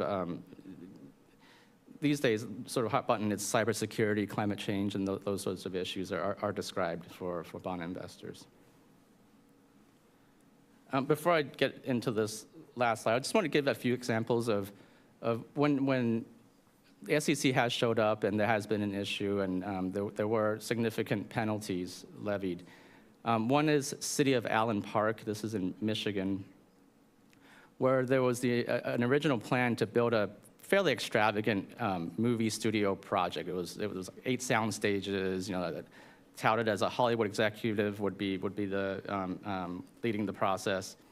By the time that city went to issue the bonds for the project, that project had deteriorated. It had gone from that extravagant project to basically a building with a vocational school. And the issue was that project, the revenues generated from it was meant to pay back be a significant source of repayment of those bonds. In the offering documents for those bonds, there was no mention of the deterioration of those projects and the revenues that would have come from it. So the SEC showed up on the scene, and in the settlement with both the mayor in that case and the city administrator, the mayor had a strong sort of hand in that project's implementation, and he had to pay a significant fine. And the city had to implement all kinds of sort of ongoing processes in the future to sort of avoid that same situation. So it comes with a cost. And sort of maybe it's hitting a little closer to home. Not far from here, Sweetwater Union High School District ran into an issue not so long ago, a couple of years ago, where essentially there was stale stale numbers used in projections that were included in an offering statement. And again, the SEC showed up, and the CFO had to pay a fine. I mean, these fines are 5-figure fines; they're not insignificant whatsoever. And again, the school district has to now implement all kinds of process to avoid that issue in the future. And so, again, unfortunately, things do go bad, and so we take this process very seriously. The city staff takes this process very seriously. And so, just to summarize here, again, this first point. Just make sure there's a robust disclosure process being implemented, and senior staff members are actively involved in the disclosure process. And I will say, having worked with the city for a number of years, I mean, your staff is very diligent. Everybody takes it very seriously. On any offering document, the city manager's office, the city attorney's office, the finance department's fly-specking the documents. So that, having worked with other issuers and seeing what certain other issues do, I would say the city does a very, very good job.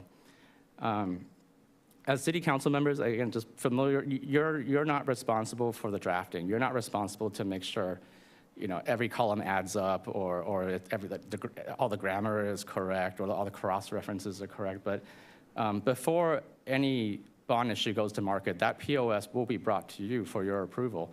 And you should familiarize yourself with the document. If there's any issues that you may be aware of, in your position as council members that maybe staff isn't, you ought to bring that up with city attorney's office, city manager's office, finance, just to make sure it's addressed to your satisfaction. Whether or not it ultimately goes in the book or not, it's good to talk about it. And I mean, if the decision's made it's not material, then that's fine, and you move on.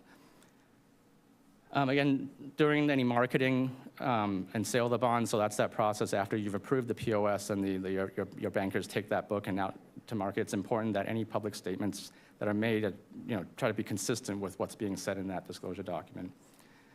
And this is the last point, create a culture of transparent disclosure. It really comes from the top. If council members, if senior executives, senior staff believe that this is good disclosures of paramount importance, it sort of filters down to everyone involved in putting together the disclosure. And unfortunately, just one closing remark, it's not good enough to be 99 times out of 100 on point. And unfortunately, we try to have to bat 100 on stuff like this. So you got to sort of keep grinding away at it every time. So, and with that, I'm happy to take any questions. And if there's any questions after the fact, feel free to pass it on to Sarah's office, and I can address them. So thank you.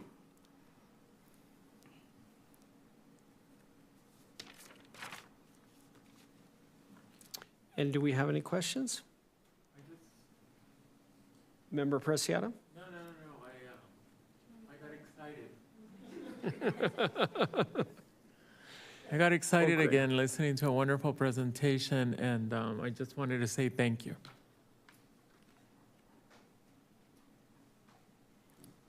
Well, thank you very much. I thought that was excellent presentation, and as we know, we have done very well at being able to, again, you talked about our pension obligation bonds. I think, although we didn't specifically time it, I think the timing was just outstanding. I think we got some of the lowest bond rates at that time. And also, I think we've done a very good job at making sure that we're continuing to be fiscally responsible. So thank you very much. I very much appreciate that. And do we have any questions from the public? Just, oh, sorry. I do one comment. There are no public speakers on this item. Go ahead with your comment now. Sorry. Yeah, I just wanted to say thank you because that was really informative. Just being new here, I liked the information. I mean, it's not the easiest information to deliver, but I really appreciate everything that you provided us with. Thank you. Okay, well, thank you very much. We will now move on to item 8.3 of the Human Relations Commission, amending the Chula Vista Municipal Code.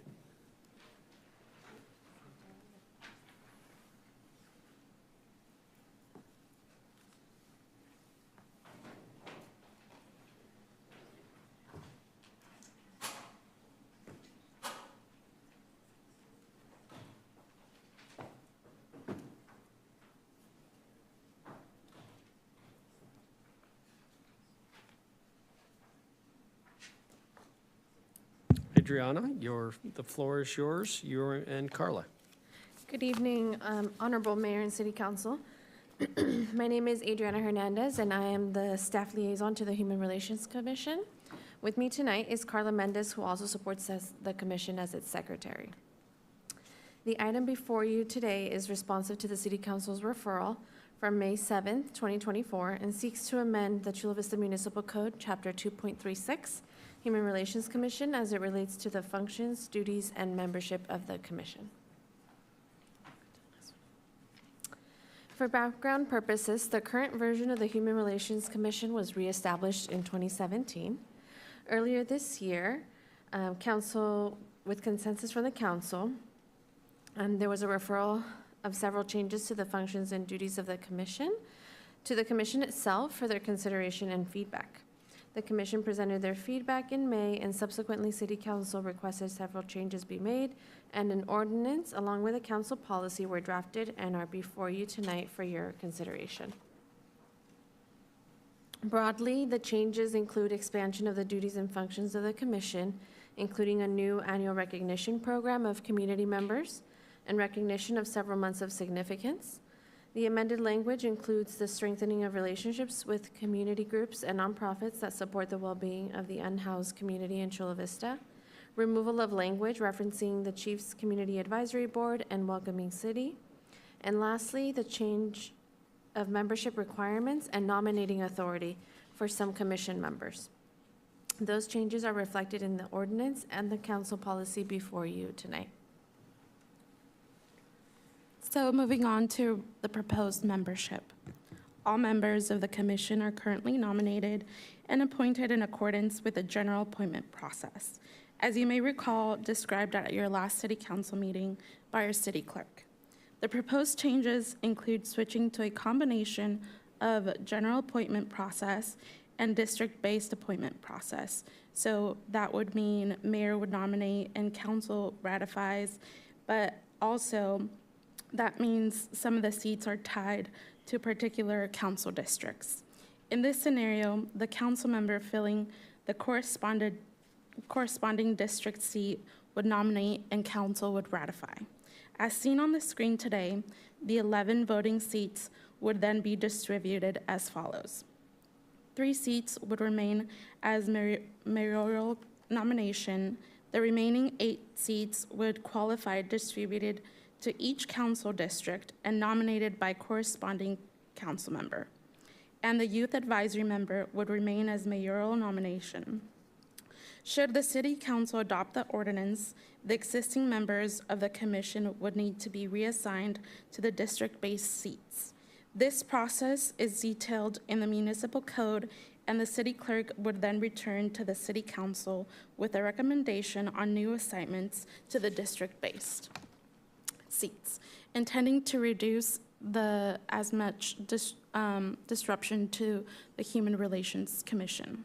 Regardless of assignments to the district-based seats, all current members would be entitled to serve the remainder of their current terms.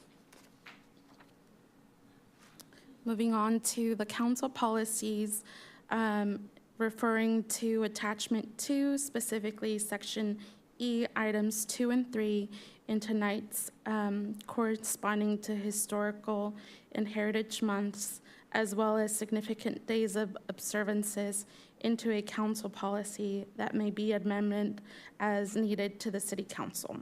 The city council policy establishes that those events that the Human Relations Commission is tasked with recognizing in partnership with the city council in accordance with the amended municipal code chapter. Additionally, a $5,000 appropriation to the Boards and Commission Department is recommended in order to support and implement the expanded roles and duties of the Human Relations Commission. And that concludes tonight's presentation. We are available to respond to any questions. Member, first, Madam Clerk, do we have any speakers? We do have one speaker on this item, John Acosta.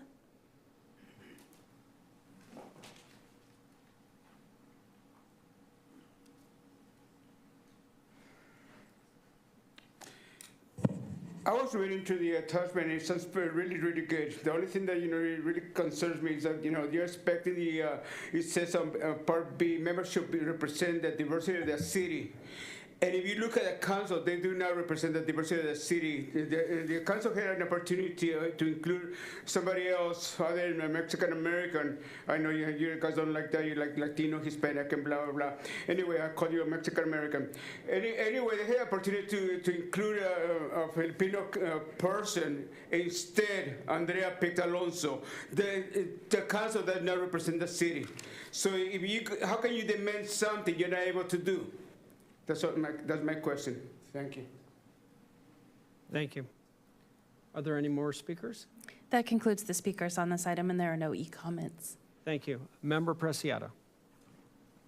Thank you, Mr. Mayor. I want to first thank staff, Adriana's area in particular, for their due diligence in this process.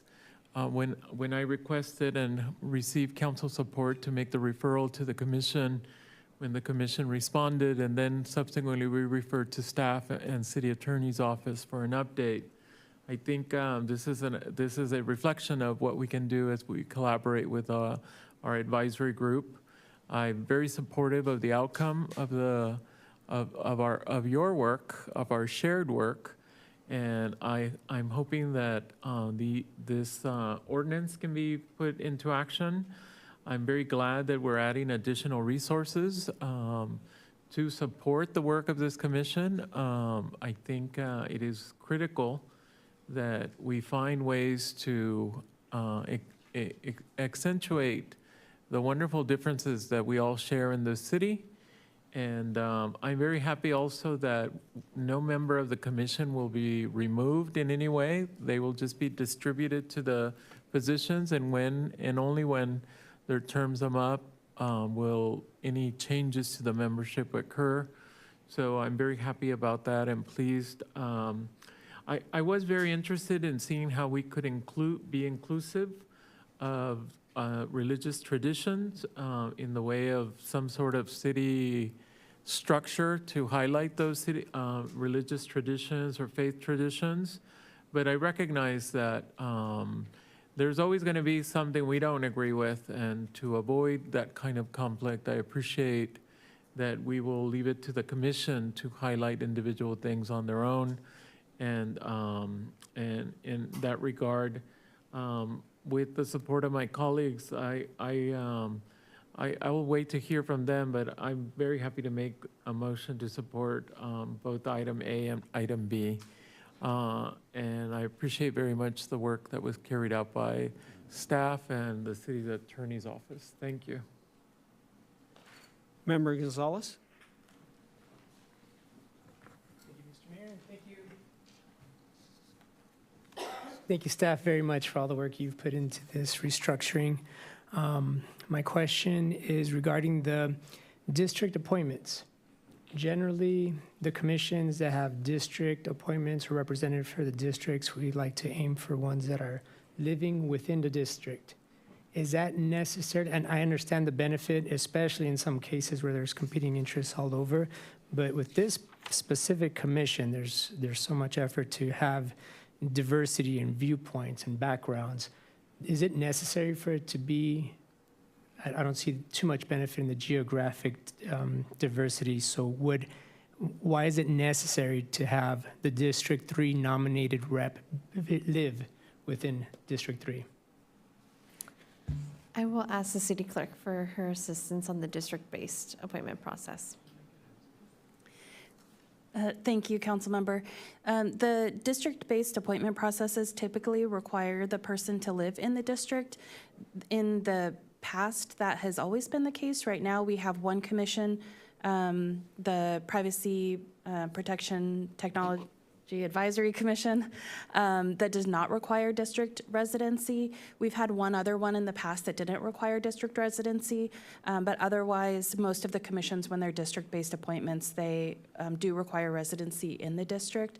It would be in the council's discretion if they wanted to change that. But that is the way the ordinance is written now. Thank you very much for that clarification, both of you.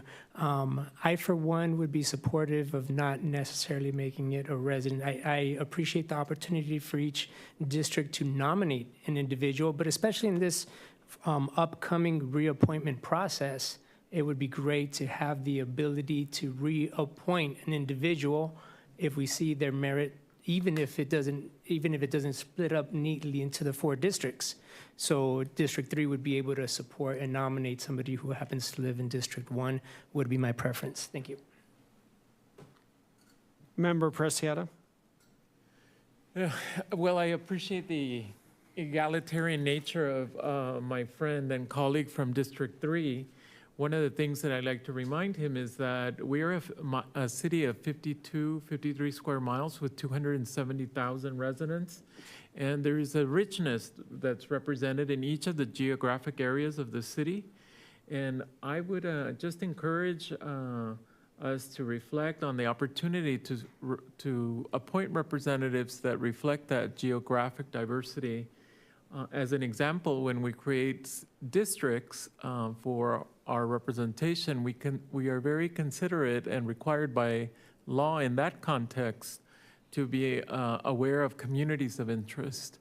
And I just think it's an opportunity that we shouldn't minimize or blur. In the case of the Privacy Committee, I quite remember that there was a very specific expertise, professional and otherwise, and experience required, and the ability to make the appointments were facilitated by removing the geographical requirement.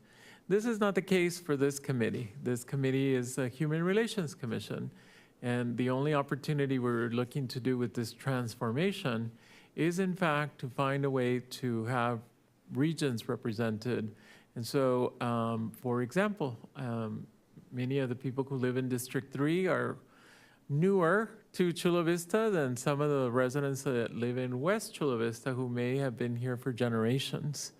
And in that context, I just want to make sure that we have opportunities to appoint individuals. There's a lot of rich traditions in every respect throughout the city, and I just want to make sure all of our commissions, not just this one, reflect people who live in the different parts of the city. Again, I may be mistaken. It may be 54 square miles or 52. I'm not exactly certain.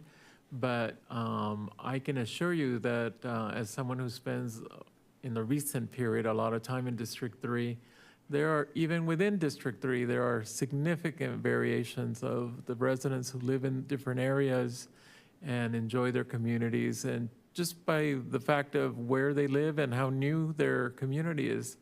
You walk around Cordovera or Escaya, it's a whole different community than some of the older Otay Ranch areas. And so in any case, I appreciate the sentiment of my council colleague from District 3, but I think this is an opportunity that will take time. It'll take probably 2 or 3 or 4 years, but we will have the opportunity to have regional representation on the commission. Thank you.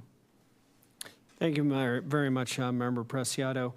And I agree. I think what we should do if we're going to have people appointed or appointing 4 districts, the people should have to live in those districts. And it is 52 square miles. I know we'd love to be able to annex some places and make it more than 52 square miles. But when you look at each one of the districts, I think there's some very uniqueness about them. When you go to District 4, there still are areas where they don't even have sidewalks. And it was more of a older community.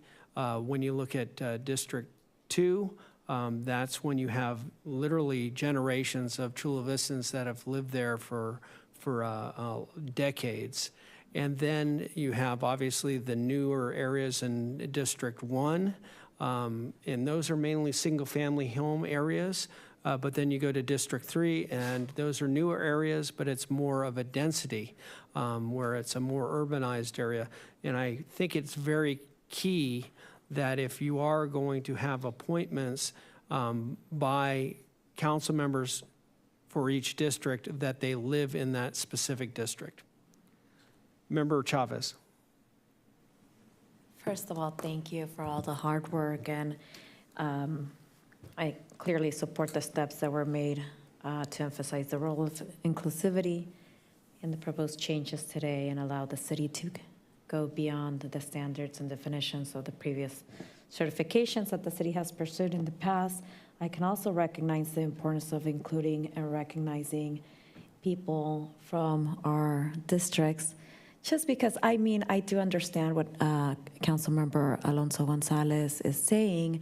I also have been approached by people that live in different districts, but they know my district like the back of their hand, that they spent 20, sometimes 25, 30 years in District 1, and they know the issues that are happening in District 1 very clearly.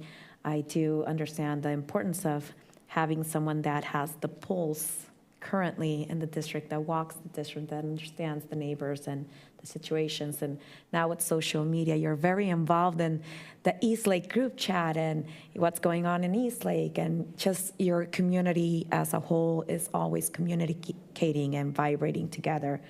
I also wanted to mention that when we move forward with the Human Relations Commission, I would like, and also before I say the next thing, I want to thank the city clerk's office, because they're in charge of getting all the information together. And I wanted to ask about the resources about posting these positions. I know they're on the website, but what other resources do we have to get across to those people, those pillars of the community that maybe are not so techy? In the past, and I'll let the city clerk also chime in if she wants to, but in the past, in promoting vacancies on our boards and commissions, we use social media. We use all our traditional methods of communication, so social media, our newsletter. We will do some press releases on it and hopefully get some folks, but we also rely heavily on the commission members that we have now to continue to spread the word and promote the work of their specific commission with their friends and family and in the community, to hopefully gain their interest and get them to apply. I would love to see a little bit of different outreach, because I mean, if I'm a member, I don't want to bring my friend, right, that maybe has the same opinion as I do. Maybe that little diversity, maybe printed newsletter, I don't know. Let's see how we can get creative to reach out to a diverse crowd within the district. And again, thank you so much for, just bringing all this information back. Can you remind me, when can we see the timeline to implementing this new membership and nomination procedures is? I'll refer to the clerk after, of course, second reading and all of that. Thank you, Councilmember. If the council adopts the ordinance or places the ordinance on first reading this evening, it'll come back for second reading on September 10th at the next regular meeting, and then it would be in effect 30 days after that. So October 10th is when it would take place. I did want to note that the council does have reappointments later this evening to consider. It would not affect those reappointments because the ordinance wouldn't be in effect until mid-October. In the meantime, I would evaluate the currently seated members, as Adriana and Carla had mentioned, to try and fit them into the new seats and make that recommendation to council on the placement of the members. But that wouldn't be before the ordinance becomes effective in October. Thank you so much. And we want to emphasize that this in no way, shape, or forms takes merit away from the people that are serving in these important positions. We value their time, the sacrifice they take out of their family time to be here and to do good and voice concerns, voice the pulse of the community. We appreciate each and every one of you. What we're seeking is just to be having a little bit more outreach, diversity, inclusivity. So we're just growing as we are growing as a city. We want to include everyone and for everyone to have a voice on the table. Thank you.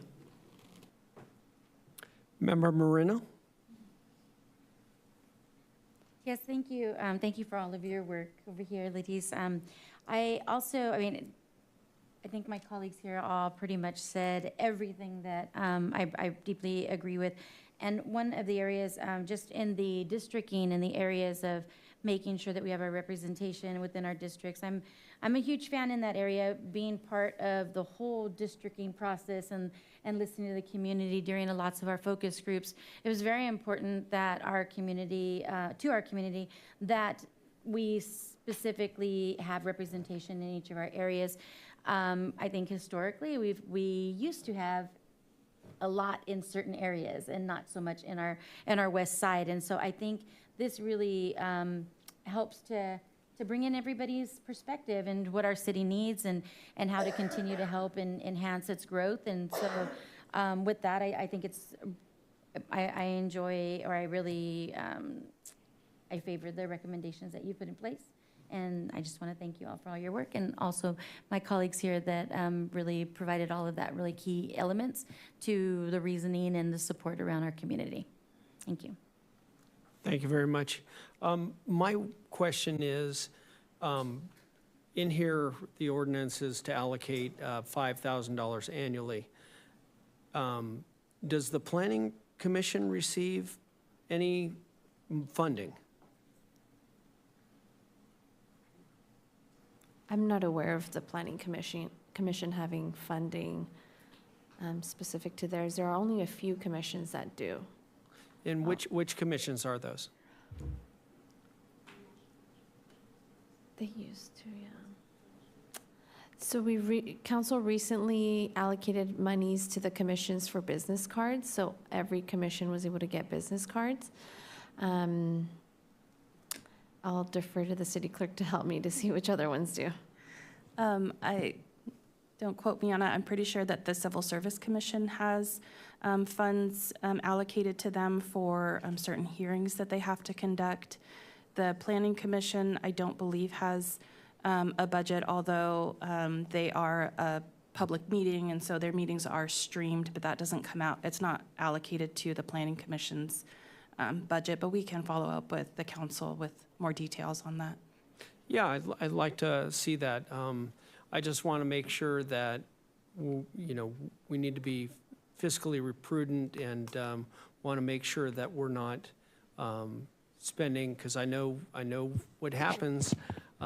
People say, "Oh, we're getting business cards. We want something else now." And when one commission sees the other commission getting funding, I just want to be very cautious of that, because then suddenly everybody else may want to be requesting that, and we need to make sure that if we do funding, it is for a justified reason. So Okay. just to add to that, just for transparency purposes, there are costs to boards and commissions. There's staff time, overtime, hours in the clerk's office, hours in my office that are not reflected in the budgets that you see with each of the commissioners, but there are certainly costs associated with all the commissions that are being developed by the city council. I can completely agree, and I know that's one of the reasons why we did a reform where we consolidated some of our commissions, and actually some commissions aren't there anymore. But this is actually a direct allocation of funds. That's different than having staff going and running a meeting. It's actually giving commission funds to spend money directly on things. So, thank you. With that, Member Preciado, you were going to make a motion? Yes, I was going to make a motion. So I don't know if it would be appropriate to move both items, or do you need separately? Okay, so I will move item A and item B as presented by staff, and it's the first reading, and it's an allocation in support of the new official city celebrations that are required to be implemented should this pass.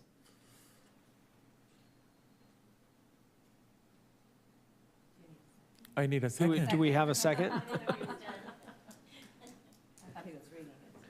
We have a motion and a second. Madam Clerk, if you can please read the text.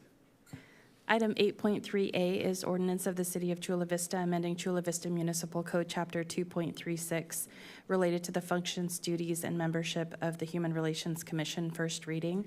Item 8.3B is resolution of the City Council of the City of Chula Vista adopting a council policy entitled City Council Recognition of Special Observances. 4/5 vote required. Please vote.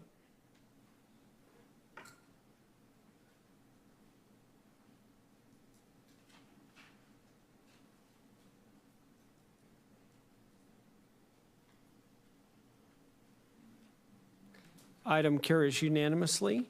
We will now move on to the city manager's report. Nothing to report tonight, Mayor. Thank you.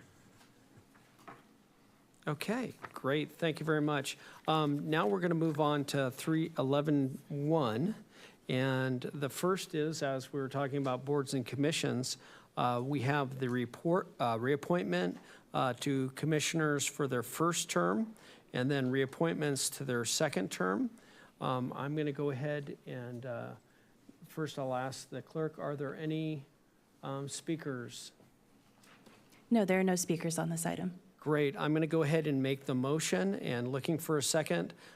These, again, are reappointing people who are currently already on the commissions and boards. We have a motion and a second. Madam Clerk, if you could please read the heading. This is item 11.1, reappointing members to their first terms. Those being reappointed to the first terms are Robert Colon Torres, formerly Robert Masonette, to the Board of Ethics, Christine Brady to the Cultural Arts Commission, Mary Johnson to the Health, Wellness, and Aging Commission, Sandra Hodge to the Human Relations Commission, Martin Calvo to the Parks and Recreation Commission, Guy Chambers to the Privacy Protection and Technology Advisory Commission, Haley Salazar to the Sustainability Commission, Janine Sharkey to the Sustainability Commission, and Tanya Williams to the Veterans Advisory Commission, and then reappointments to the second terms, Larry Disharoon to the Charter Review Commission, Frida Hernandez Nader to the Health, Wellness, and Aging Commission, Norman Paddock to the Housing and Homelessness Advisory Commission, Apaswamy Vino Panjor to the Human Relations Commission. Please vote.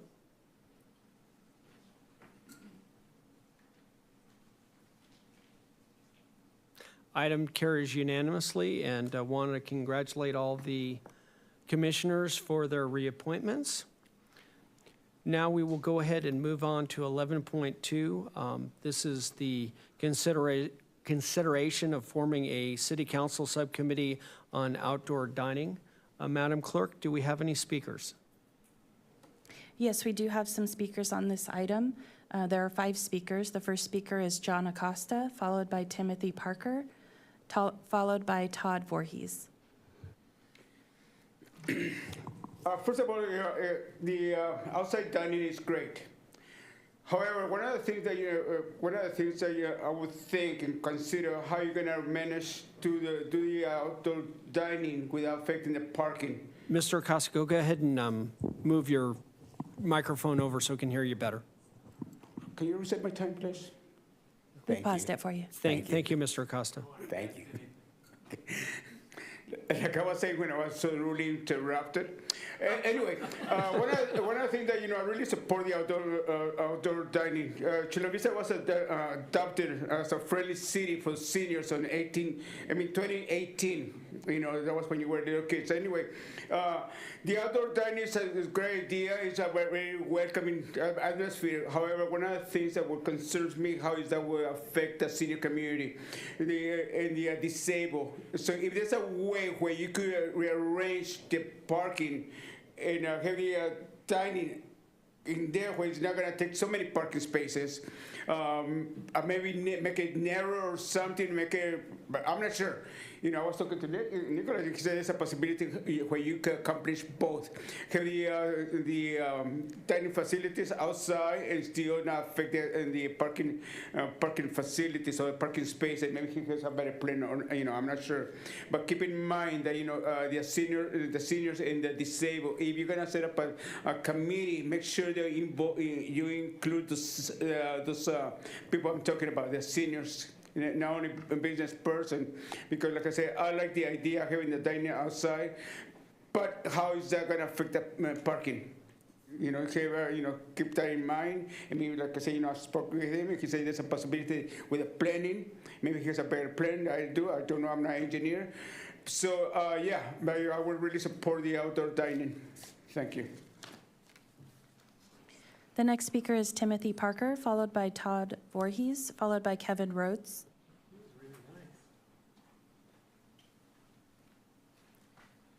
Good morning, Honorable Mayor, council members. Didn't think I was going to make it. All right, I want to oppose the patios. Well, first, we seen yesterday why we should oppose it, the safety to the public. 2, let's give a little history lesson about the patios. At one point, everybody that had a bar or restaurant had a patio out there. And then not this council members, but long ago, the council decided to make a committee. They gave that committee over to the association, Third Avenue Association at the time.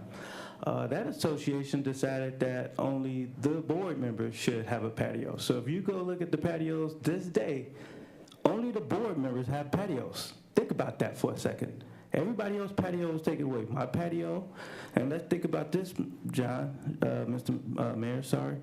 2 bars that are military-owned patios were taken away to ensure that the Balboa only had a patio right there because they didn't want competition, but they sat on the board. Think about that. I know you served in the military. So when they come up here and pretend like they victims, they are not victims. By the way, you know who paid for those patios?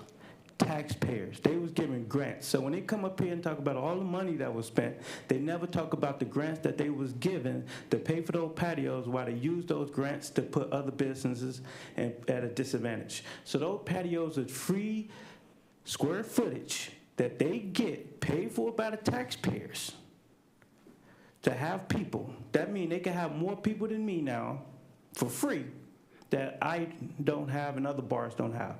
By the way, the people who they put at a disadvantage, they had the city with the help of Eric Crockett. I know y'all don't like to hear that name no more. Kevin Pointer, who probably should have been let go with Eric Crockett.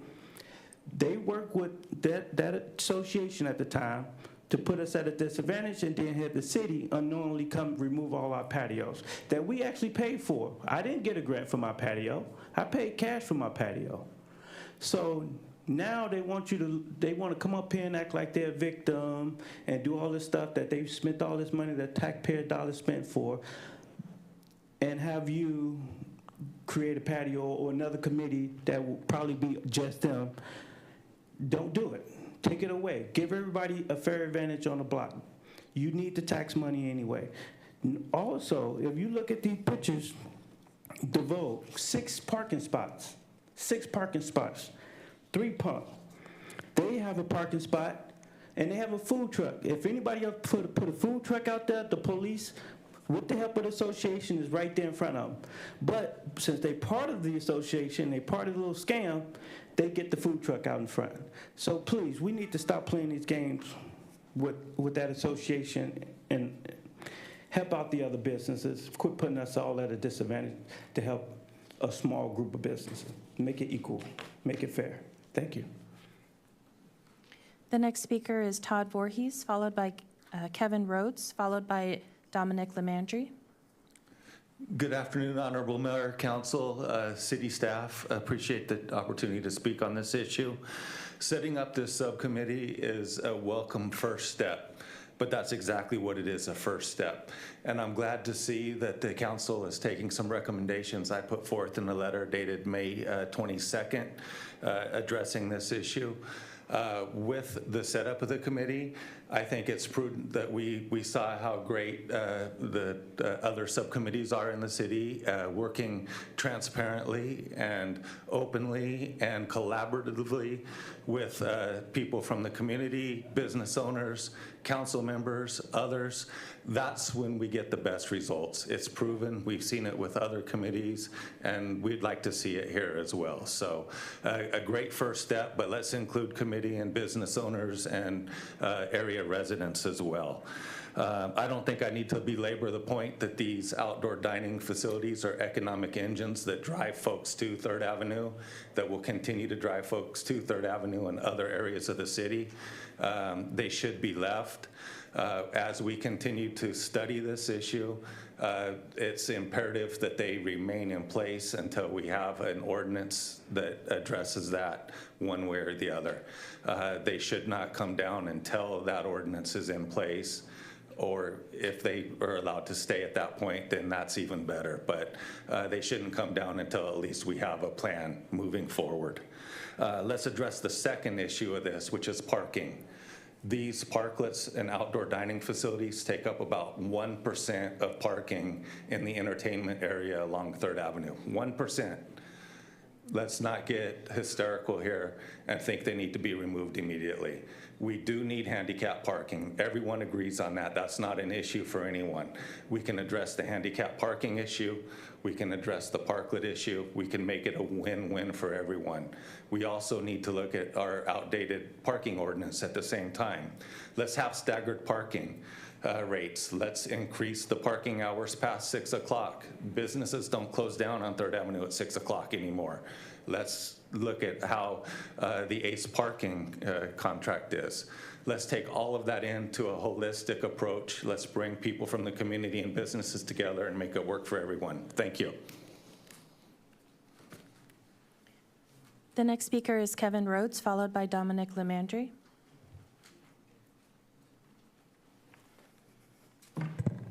Okay, hello, Mayor, City Council, city officials, and staff. Appreciate the time. I am here to support 11.2, that we do a commission. I think it's fair. I think the commission should involve every business that's in the city, and we should talk about dining. A couple of recommendations and or pieces of information. One, I do believe that committee should be, there should be citizens, customers, business owners, as well as the city. I think that legislation is done best when all the constituents are involved and we can talk about what the issues are and how we can solve those together, because we are committed to get those kind of things solved. The other is it's really a hardship to take these things down and then put them back up. I better probably than anyone on this on 3rd Avenue knows, I put up a full structure. It probably cost me about $12,000. Then I was asked to take it down because the city had a new standard and wanted it more, they wanted it to be signed off as ADA, which I had it as ADA originally. So I took it down, I put it back up. Yes, I got a $15,000 grant. I'm not hiding from that, but it cost me $23,500. So I'm still another $8,500 out. So now I'm at $20,000. So if we take this down again, and you're gonna ask me to put it up later under a new ordinance, probably won't happen. So we're kind of going backwards on 3rd Avenue. 3rd Avenue, we've promised Gaylord that we're gonna have this vibrant 3rd Avenue, and we're taking things down and we're pushing everything inside, and it's not gonna be exciting. It's just a click away from them sending people to Little Italy rather than sending them to 3rd Avenue. And so we're very concerned about this. And we just want the city council to know there's lots of issues here. Anything from Tim wanting his park, he wants to have a parklet or doesn't want to have a parklet. That's okay. We need to address all these issues. And I want you to think about bringing on enough people to, fill out a committee so that we can do this right. And we can do this in a way that the businesses that are struggling out there can do it too. As the caretakers of tax revenue or taxes that are put out, our city put out, I think the mayor said $300,000 on these parklets at one point, and we're already pulling them down and we want to put them back up later. Is that the smart thing to do? Or should we do something that allows us to stay a little longer? And when we first did our parklet, so did the Vogue. When we were told to take ours down, we did. We complied. We're signed off by the city engineer for a permit. We did the ADA, what we were supposed to. And the Vogue never rebuilt. And we were told by an assistant city manager, whether people like him or not, that it was grandfathered in. And so, to us, it seems like we should be able to be grandfathered in as well. Thank you. Appreciate it. Have a great day. The final speaker under this item is Dominic Lemandry. And while they're making their way to the lectern, there were two e-comments received expressing a neutral position and one in support. Good evening, Council. I won't take too much of your time today because I think the association has been pretty clear on our position regarding the outdoor dining policy. I'm here to speak tonight in support of 11.2. The creation of a subcommittee to consider outdoor dining policy citywide. And just some background, the outdoor dining policy that we know on 3rd Avenue was originally implemented after the COVID-19 pandemic in 2020 and 2021. And certain businesses were afforded the right to extend their operation into the adjacent parking because at the time the state law required bars and breweries to serve food with their beverages. And so that's where a lot of the outdoor dining parklets came from, and that's also where a lot of the food trucks ended up on 3rd Avenue and remain to this day, much to the chagrin of our brick and mortar businesses. But for the last 2 years, the outdoor dining policy has been a benefit to downtown stakeholders as well as community members. It creates a sense of vibrancy and vitality that very much so we consider as an advantage to us when we're trying to attract Gaylord clientele to 3rd Avenue. And that Gaylord Hotel is less than a year away from being built. So I'm here today to again, voice my support of the creation of such a policy in the city. The association originally sent a letter to City Council and the mayor on May 15th, encouraging the City Council to consider a policy to formalize the structures currently on 3rd Avenue. Unfortunately, it doesn't look like there's been a lot of policy formalization in the last 3 months to get us to the point where the parklets can remain on the block under a new formalized policy. So understanding that it's very likely that the parklets are going to come off, I'm here today to offer some recommendations, hopefully that could serve to provide a more equitable solution to all of the downtown businesses. So my first recommendation would be to create for the subcommittee to work with 3rd Avenue businesses. Some of them have a lot of experience managing parklets in the public right of way over the last 2 years, and that insight and experience can definitely help produce a more expeditious solution, I think, to the downtown residents and the downtown businesses. The second recommendation I would ask is that the subcommittee consider expanding the program to all types of businesses, not just the bars and the breweries. We think that the expansion and the more inclusiveness of this program would help resolve some of the past inequitable stances and history of the program. And the third recommendation that we would like to make is that the city consider creating a improvement fund to help the businesses that do have parklets replace them at a later time, because we understand that those parklets were afforded by a ARPA grant that was attained by the city, and a lot of the brick and mortar businesses on 3rd Avenue that currently have parklets are undercapitalized and can't afford to rebuild a $15,000 parklet.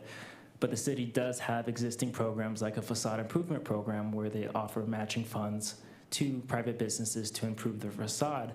So if a similar policy could be created for a frontage improvement program, I think that that would go a long way to providing some resolution to some disgruntled operators on the block. Thank you.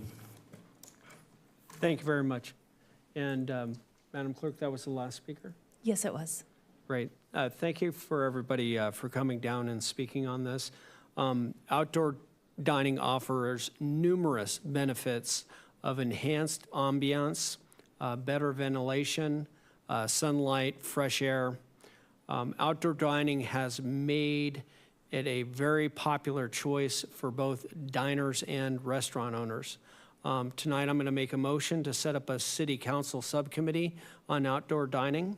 The mission will be to bring outdoor dining recommendations to formalize the policies back to this council to have it hopefully approved or debated at least.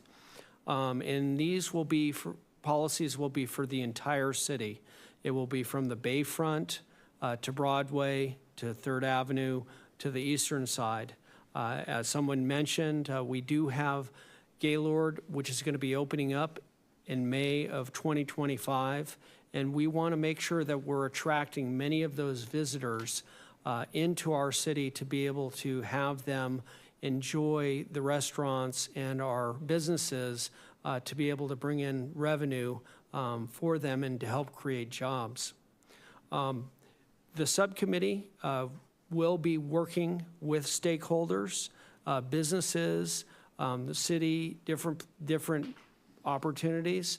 The subcommittee, as I'm going to be making the motion, will have its first meeting within 30 days and provide a status report back to the city council within approximately 120 days.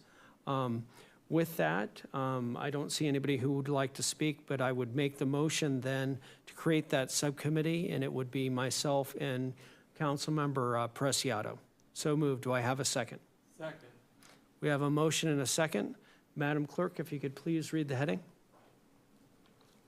This is creation of a city council subcommittee consisting of Mayor McCann and Councilmember Prestiato for the purpose of considering outdoor dining policies to bring back to city council's recommendations.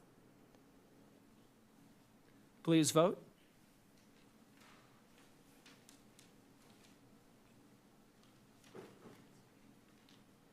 Item carries unanimously. Thank you very much. I will now move on or continue with the mayoral report, and just wanted to say that we were able to do a lot in this city, and thank you for everybody for testifying.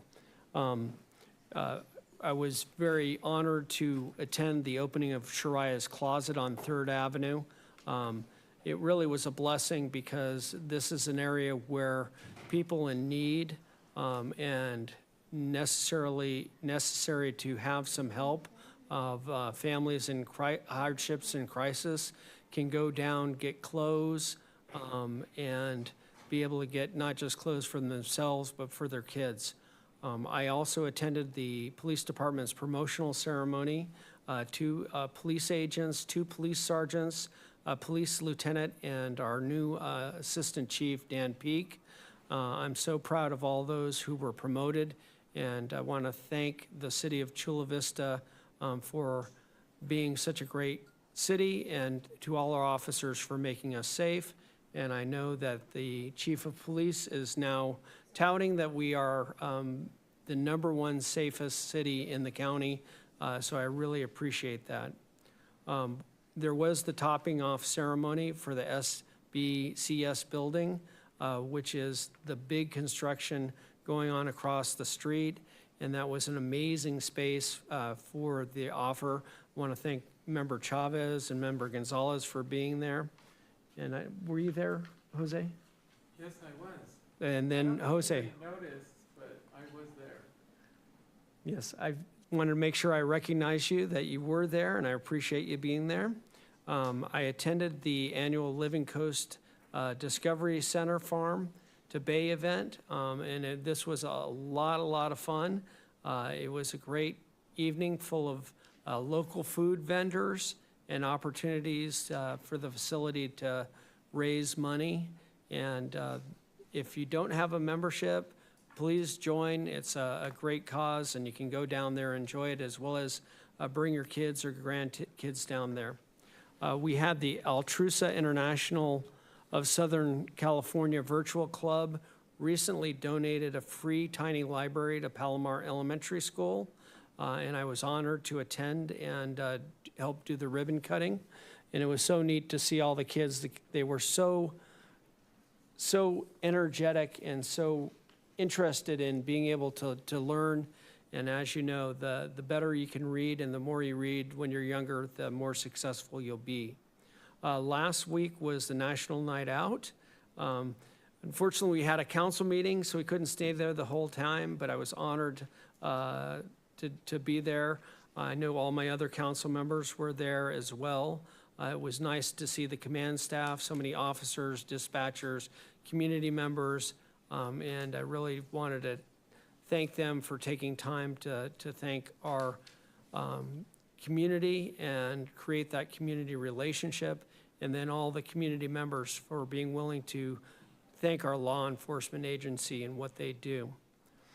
This weekend, we held the Chula Vista Art Fest, and I was proud to be able there. I think some other council members were there, but I know I spoke, and Member Chavez spoke.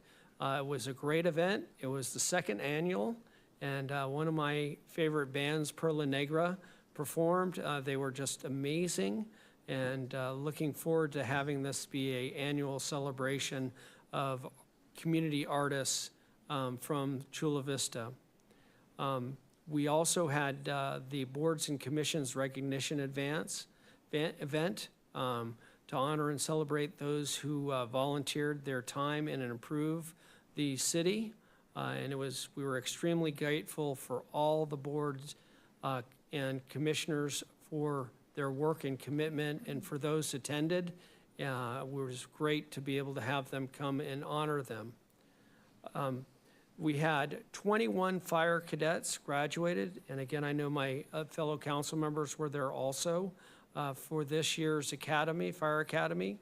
Now they are all, as they call them, probies, so they have 1 year of probation. But I was just so impressed by so many of the firefighters, and some have actually even been assigned here to Fire Station 1. So I wanted to congratulate to all of the firefighters. It's not an easy job going through it. As I equate it, it's sort of like going to boot camp, and you have to be able to be tough and not only perform well, but perform well under pressure. And then I was honored to be at the BMW groundbreaking ceremony last week. This was the first luxury make in Chula Vista, and they're going to create over 100 new jobs. I was honored to have Councilmember Chavez there, although I think she drives faster than me, so that was a joke. But Did you buy, gonna buy BMW? But the neat thing is that the Sun Road invested in Chula Vista Auto Park, and it was neat. It was almost 20 years ago when I was there for the ribbon cutting of opening the Toyota dealership, and it's really neat to see that they have reinvested in Chula Vista and will be opening up their BMW dealership very, very soon. With that, then, I will now hand it over to the council members, and why don't we start from here, and then I know Councilmember Preciado has an item, so we'll go ahead and go through the other council members, and then we'll finish off with Member Preciado. Thank you. I just, first I want to just congratulate again all of the reappointees to the boards and commissions, and just how much of a treat it was to hang out with them on the 7th and really get to know a lot of our members that were there at the event, the recognition event. Also, again, very excited to attend the Chula Vista Fire Department with Councilmember Chavez and Mayor McCann. 21 graduates. I couldn't stop smiling at that event. I think Councilmember Chavez and I were just very excited to see the enthusiasm of the new cadets that came through, and our what'd you call them? Probies? Probies. And they didn't mind that at all, that new term. They were very excited and honored to be part of Chula Vista, and I just hope that everybody welcomes them into our city and their new venture. Today was really exciting as we had our press release this morning with the Chula Vista Community Shuttle Service. We're expanding to include ages 55 and under. And although our residents in the Northwest really get to reap the benefits, our District 4 residents in the Northeast side have a very small area in the Bay Park area. So it really helps our residents to do their daily business, and we got to hear from some of our residents that were there today that are taking advantage of this service. I really just highly want to do a big shout out to our community partners, to our healthcare providers, as well as like our entertainment and retail businesses to really help support us to continue to enhance and improve the area, the service area, to make sure that we can maybe in the future offer this to our entire Chula Vista, but really, really rooting for our District 4 people that really need it. If anybody's interested or you're hearing me on and watching our video, you can reach out to the Department of Housing and Homeless Services, and they can let you know how you can be one of our community champions. And that's all I have today. Thank you. Member Gonzalez? Just very briefly, I'd like to make a comment in response to some of our esteemed regular visitor and commenter, Joe Razzo's comments on the tenant protection ordinance. As much as I and many of us enjoy his repeated comments, I'd love to give him an opportunity to mix it up and have other issues of concern. So I will address that I have worked with my staff to look into some of his issues.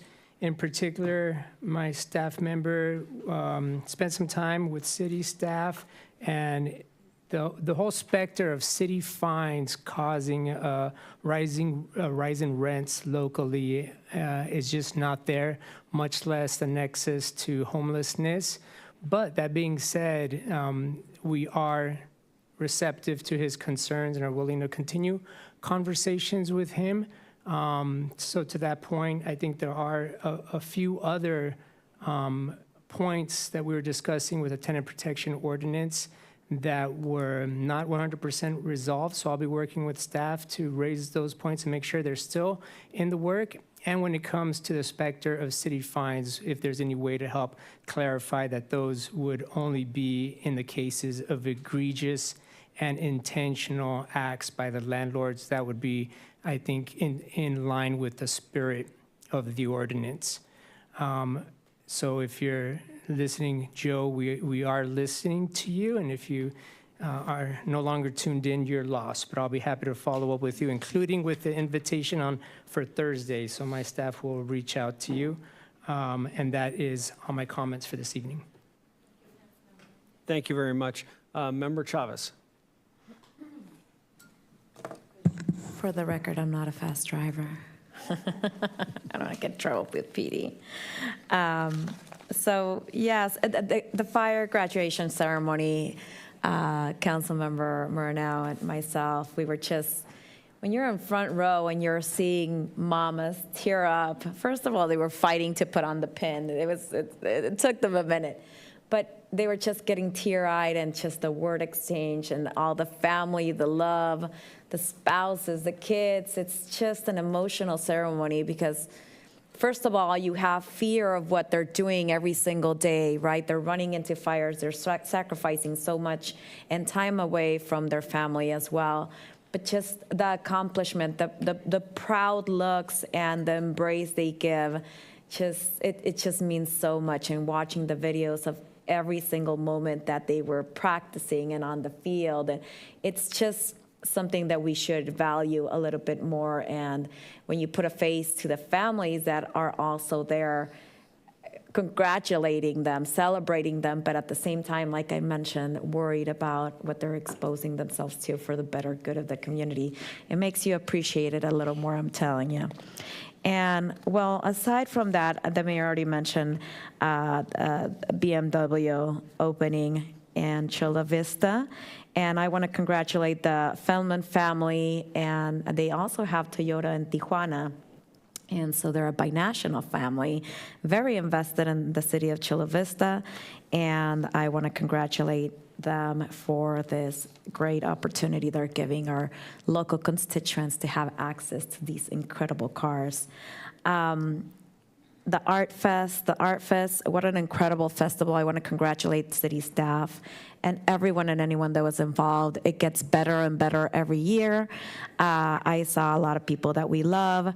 I got to say a few words with the mayor on stage, but also overall, the live painting, live music, great activities for everyone, family, and pets. I want to thank also our Chula Vista Animal Center, all the local media that's helping us promote the animal shelter. We are over capacity. I'm never tired of repeating this.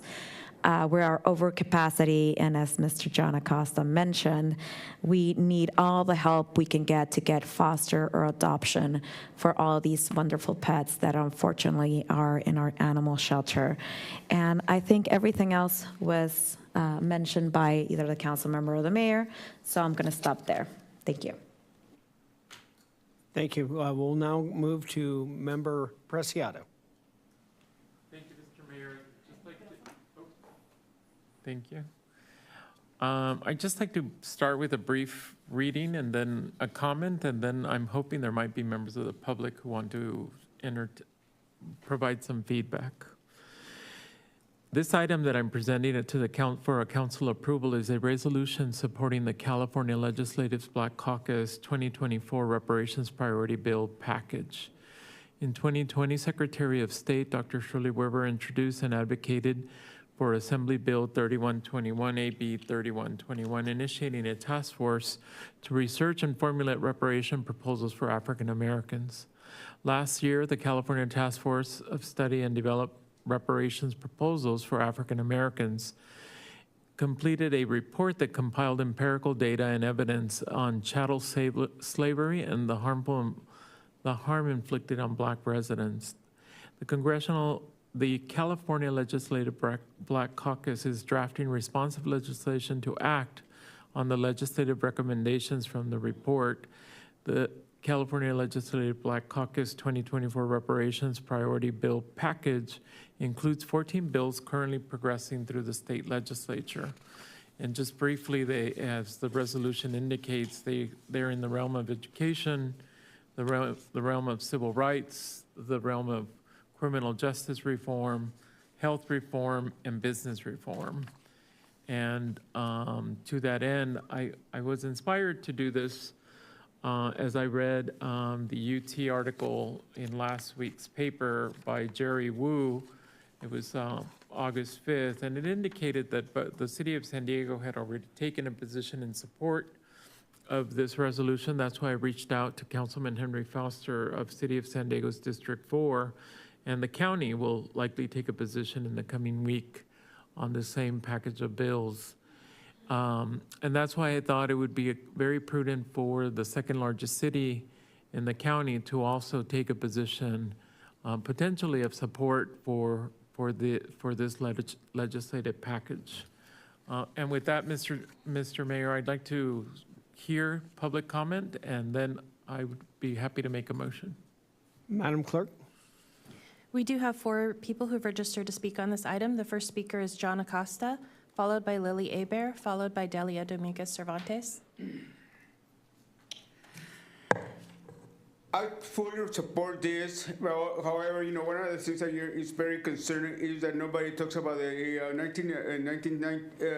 2019, over 1 million Mexican Americans that got deported to Mexico simply because of the color.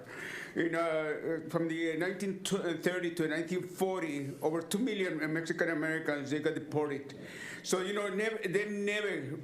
got compensated. The property was taken away, so, something has to be done. I really support politics, politicians. I'm not a politician. You all are. You need to study, Jose. You studied this. I think that it is a great idea, but also start including other ethnicities, other races. So I really support this, and like I say, let's not forget about Mexican Americans. And notice how I said Mexican Americans, I didn't say Hispanics, I didn't say Latinos, I didn't say Latin Plus, or whatever other label you go by. We are Mexican Americans. Don't be embarrassed, but honor your ethnicity and honor your parents, Mexican Americans. Thank you. The next speaker is Lily Hebert, followed by Delia Dominguez Cervantes, followed by Patrina Branch.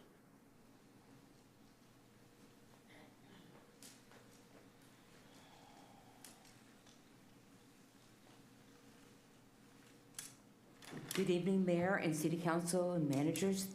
I'd like to say that I am Mexican American, and what I'm about to say, I am not prejudiced. I am a Southerner. I come from Texas. I have relatives all the states that were in the Civil War. The black slaves were paid. I guarantee you they had the reparations, and this is how they did it. During that time, they had to vote for the vice president and the president. The vice president was a Democrat.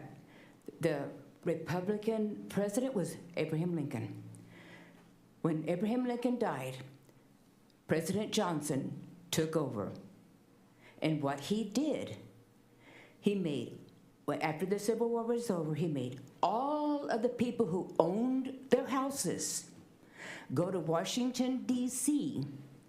and sign a document that said, I will not fight United States again. And they had to bring these documents to their houses. And they had to hang it in the front foyer or the front room of their home. And when the inspectors came to look after the time limit was over to see if they had this document hanging, and they didn't, they took their homes away. They took their homes away and sold it. And not only did they take their homes away, they took their jobs. And so the black slaves were given the jobs. The black slaves were given the money. They had their reparations. The groups that had not been paid are the Chinese, the Native Americans, and the Irish people who were real slaves in California. Our state never had black slaves. We never had it. So why are we going to support this group and give them money when we never had slaves at all? That money should be going to the people who were sitting in this audience, needing their raises, and improvement of streets, and improvement of things that need to be done in this immediate area. To have black slaves being paid when they were not slaves at all is not right. You need to really consider, because if you're going to pay this group, then you'll be having to pay for the Chinese, the Native Americans, and the Irish people, because they were the ones who were the slaves in California, not the black Americans. And remember, yo soy mexicano. I am Spanish. I am Mexican, and I'm proud of it. Thank you. The next speaker is Delia Dominguez Cervantes, followed by Patrina Branch, followed by Martha Souza.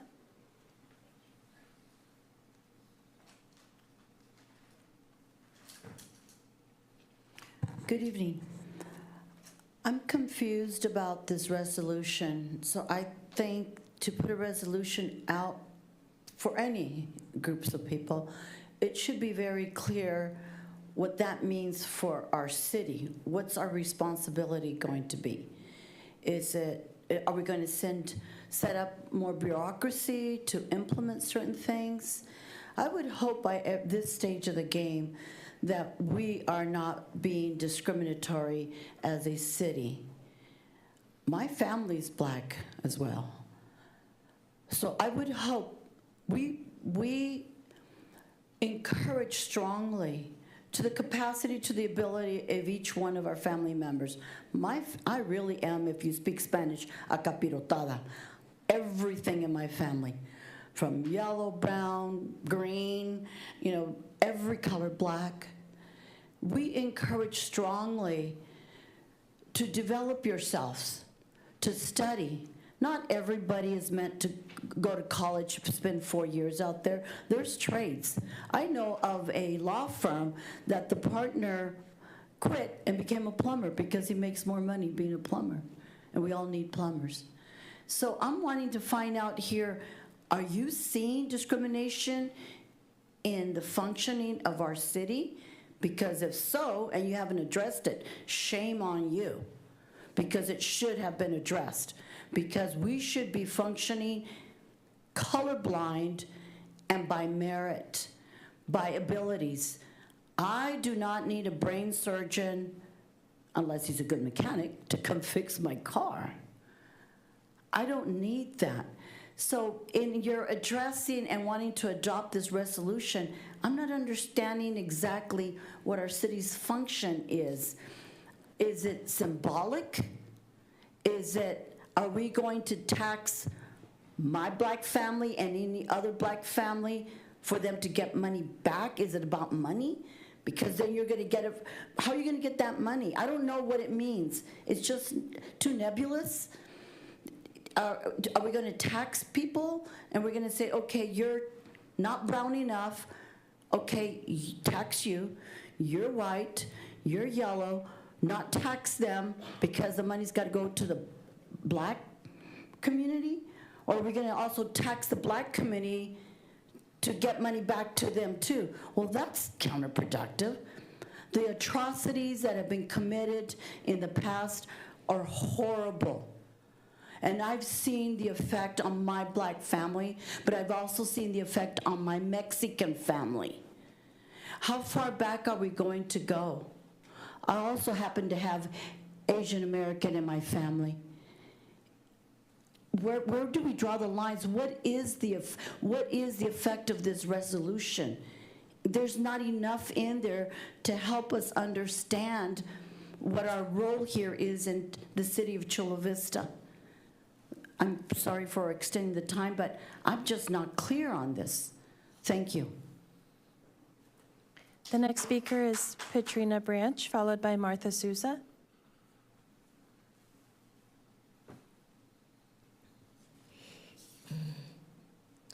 Good evening to the mayor and city council.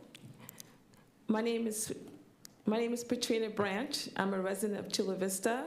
I'm also the chairperson of the Chula Vista Human Relations Commission. Tonight, I'm not speaking as a representative of the commission, but I am speaking as an individual. I am here to support the resolution supporting the California Legislative Black Caucus's 2024 Reparations Priority Bill Package.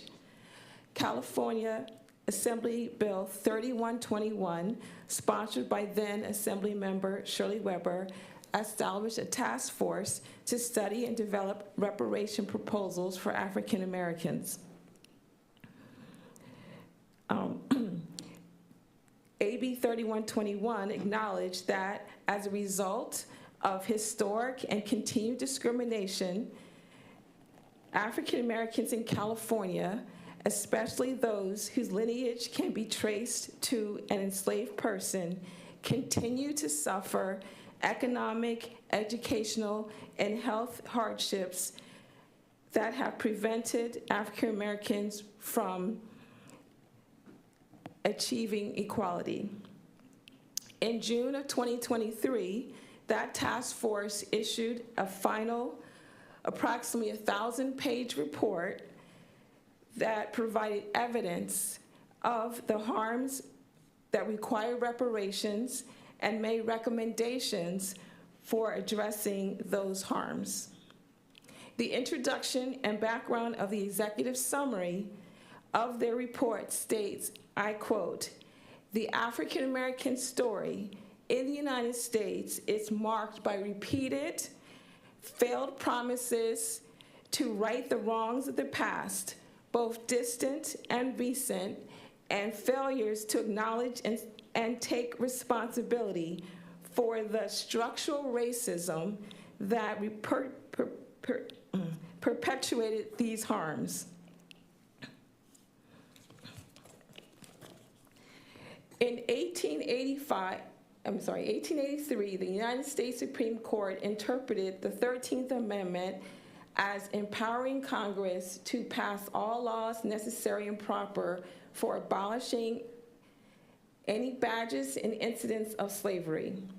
Instead of abiding by the Supreme Court's and the constitutional mandates to abolish badges and incidents of slavery, the United States federal, state, and local governments, including California, perpetuated and created new iterations of these badges and incidents. The resulting harms have been innumerable and have snowballed over generations. This package of 14 bills that implement some of the recommendations of the task force report is a start. Certainly more is needed, including legislation, more legislation, monetary payments, and programs to help address the wrongs of the past and the badges and incidents of slavery that are embedded in the political, legal, health, financial, educational, cultural, environmental, social, and economic systems of the United States. I urge support of this resolution, and I want to thank Councilmember Preciado for putting forth this resolution. The final speaker on this item is Martha Souza.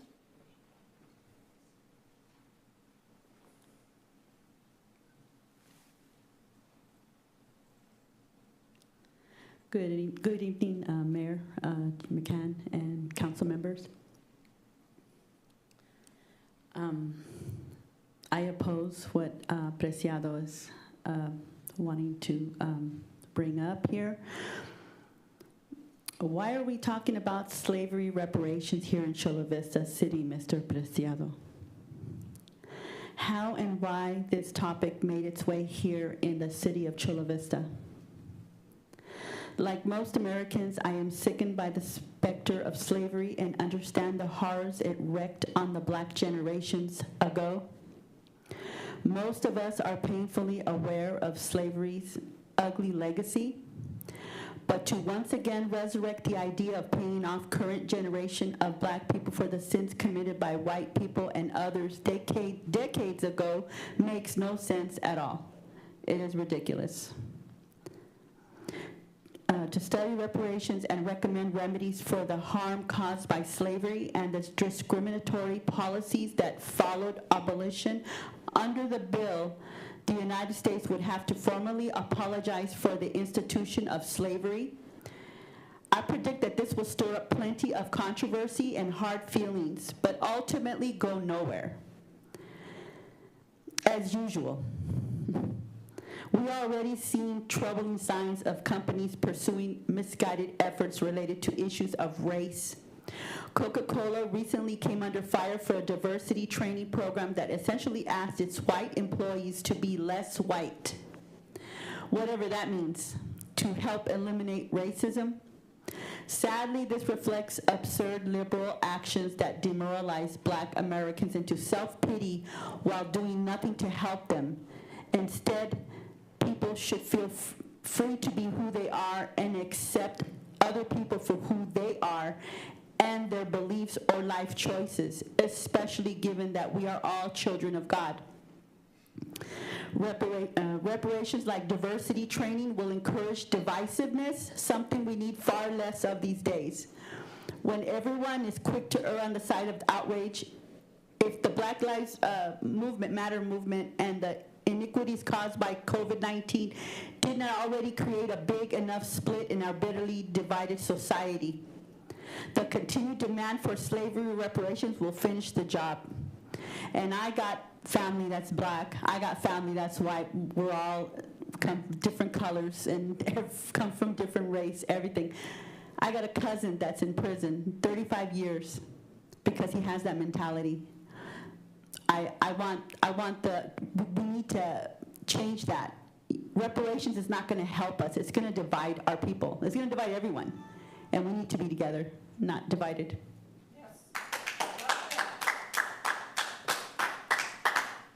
That concludes the speakers on this item. So, Mr. Mayor, I'd like to make a motion to adopt the resolution. And if I get a second, I'd like to speak and react to what I've heard today. We have a motion by Member Preciado. Do we have a second? Thank you very much. I think I'm going to focus on the positive act that I'm trying to bring to the city today. I want to be clear, this is a resolution that supports the legislative package that's under consideration in the State Assembly and the State Senate. This is not adoption of any policy or practice or activity of any kind here in the city of Chula Vista. It's not intended to be that. It is intended to recognize the work of the Commission on Reparations that was created by the state of California, and it is an opportunity to support the California Black Caucus that is one of the legislative caucuses in Sacramento. What is difficult about listening to some of the public comments is that in spaces where I get to interact, they would be considered hate speech, they would be considered ignorant speech, they would be considered abominable speech, they would be considered hurtful, painful acts of violence against people of color.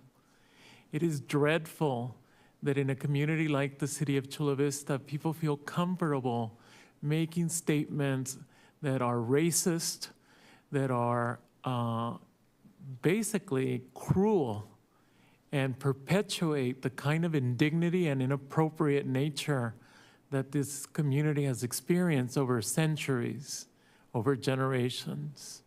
Now, I do want to speak to my colleague from the school district in Chula Vista, who's just a resident like us and who I've come to respect for her character and for her, quite frankly, for her ethics.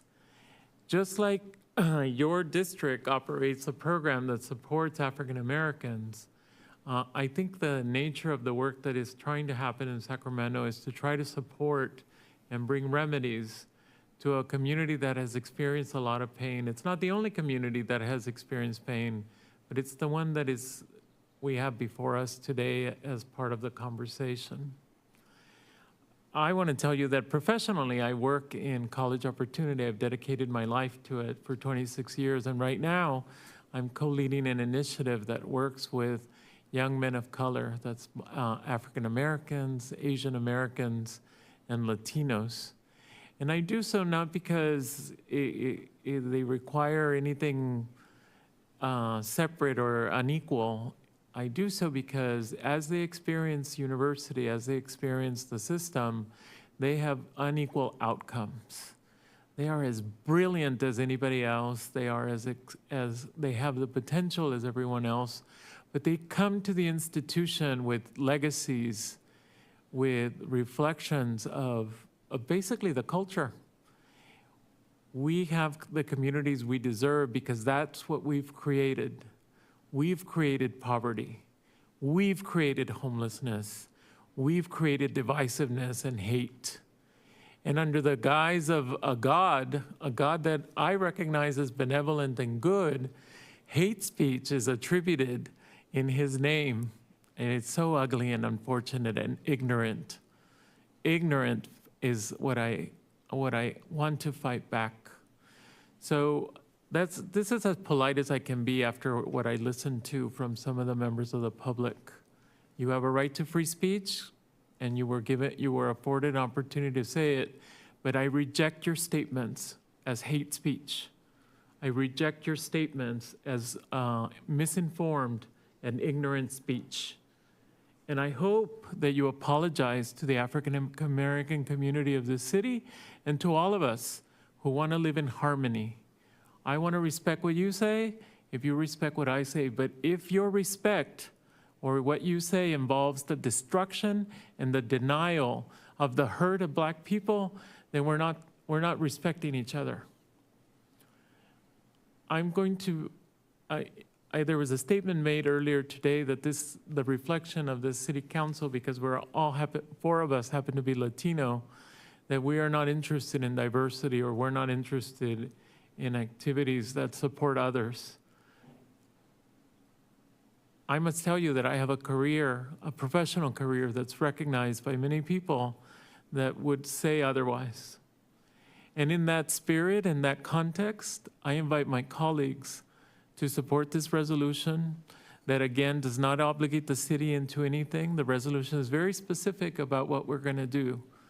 If this passes, we will convey to the California Black Caucus and to our representatives in Sacramento that this city supports the opportunity to address the challenges, conditions, afflictions, and hate that has been experienced by our African American community. If you are not able to set aside your own individual perspectives and think about the disparate outcomes that exist, look at home ownership, look at health disparities, look at educational disparities. We are all the same people at the end of the day, and we have different outcomes.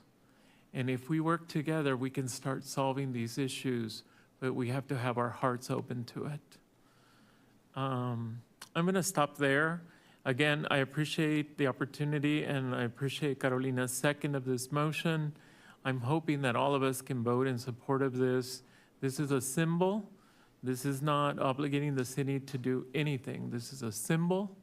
And I want to apologize to anyone in the public or on TV that has had to hear or listen to some of the remarks made. I apologize deeply for the hurt that it may have caused you. Thank you. Member Moreno? Yes, I want to thank you, Councilmember Preciado. I appreciate you bringing this motion, or actually this resolution forward for us to take a look at it. But however, I don't agree with you as far as the comments of ignorance in in some of our residents here that came up and spoke. I want to say thank you for sharing your ideas here at council with us. I want to also, I think this is coming from a place of fear. I think it's a place, I think you did say that they were misinformed, maybe. It does seem a little confusing as to how much responsibility is going to fall on the city. And I think that's the priority that some of our residents have brought up to council today. And just for that, I just wanted to make sure that the residents here, they continue to ask these questions and know that we're here to be able to support you in whatever thoughts that you may have in decisions that we want to make up here. But I do agree that there is a lot of pain and hurt in many of the cultures that we support here in Chula Vista. And that's the idea behind this resolution. So with that, I just want to just thank you for providing us with your side of the information. Thank you. Are there any more comments from council members? Seeing none, I strongly oppose slavery in all forms. The history of slavery in the United States is a painful chapter in our nation's history. In 1850, California entered the Union as a free state. 5 years later, after a bloody civil war, slavery was outlawed by the 13th Amendment in 1865. I'm proud to have two great-great-grandfathers that served in the Union Army in the Civil War. It's important to note that over 360,000 Union soldiers died in the Civil War, giving their lives to end slavery. Today, there are no slaves from that period that are alive, and no slave owners that are still living when slavery was abolished over 150 years ago. Finally, it's troubling that one of the pieces of the legislation in this council resolution, ACA 7, would amend the California Constitution to allow discrimination by race and ethnicity. This is very troubling, and I direct a direct repudiation of a colorblind laws we adopted in our Civil Rights Acts of 1960s. I believe more just society would be one in which the words of Martin Luther King, we judge people on the content of their character and not the color of their skin. With that, I would call for the vote. I'd like to make one quick comment. Mr. Mayor, I really appreciate your thoughtful discussion and consideration of the item, and I appreciate your perspective. Thank you. This is item 12.1, resolution of the City Council of the City of Chula Vista supporting the California Legislative Black Caucus's 2024 Reparations Priority Bill Package.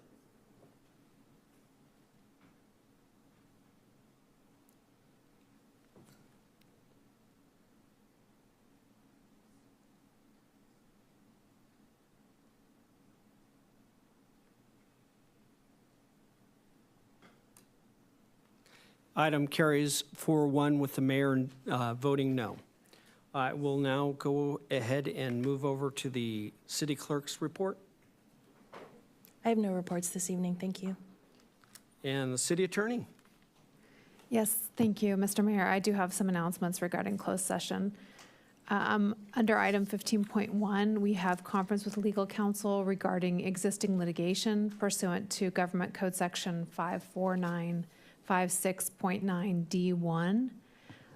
Those cases include under 15.1A, the ACLU versus Chula Vista Police Department.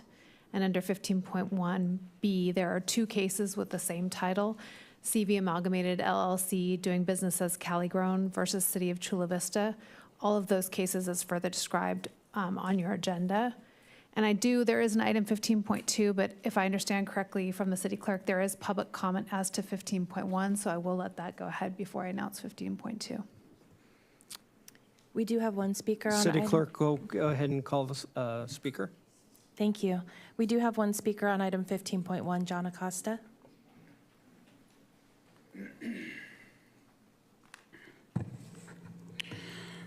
For the longest time, I've been telling when Andrea was here that she owned $50,774.82 to Cal Grants because she caused a problem. And I asked her, and I asked the city attorney, the acting city attorney when she was here, and I was, Megan, you were here when I asked Andrea to pay back. It isn't fair for the city to be paid something that she caused. Same thing with a suit that we are now presenting. I'm not even sure if it's over or not with the gender discrimination, the 199,000. So therefore, I believe whoever causes the suit to pay back, not us, the taxpayers, not the city, nobody else, but the one that caused the problem. And they caused the problem, with making the deal with Cal Grants, because she knew what she was doing, and she knew about the licenses. We all know about the licenses, and that's why I keep insisting on her to pay. I'm not even sure how much it is now. And but when she was here, she owned $50,774.82. So therefore, it's never too late for you, for you, city attorney or acting city attorney. Remember, you are the city attorneys. You're not anybody else that's attorney by the city. You're supposed to protect us, not them. Like I told you, and the acting city attorney when she was here, she's supposed to protect the city, not Andrea. So and therefore, I still believe that it is time for you all, for the city attorney, for Verdugo, and you, acting assistant city attorney, to go after her and collect the money. Well, there's no reason why us, the taxpayer, should be paying something that she caused. Same thing with the gender discrimination. But that's still pending. I'm not sure if you're carrying your books or not, but it's still pending. But the case with the Cal Grant, it was something that she did, she caused, including the city certain council members that voted knowing what she was doing. They approved that. They voted to approve the business. So therefore, they should be part of the package and collect from them, not from the city collect taxpayers, not the citizens. You are the city attorney, not the council attorney. So therefore, you should focus on collecting from Andrea and whoever was involved approving the backdoor deals. Thank you.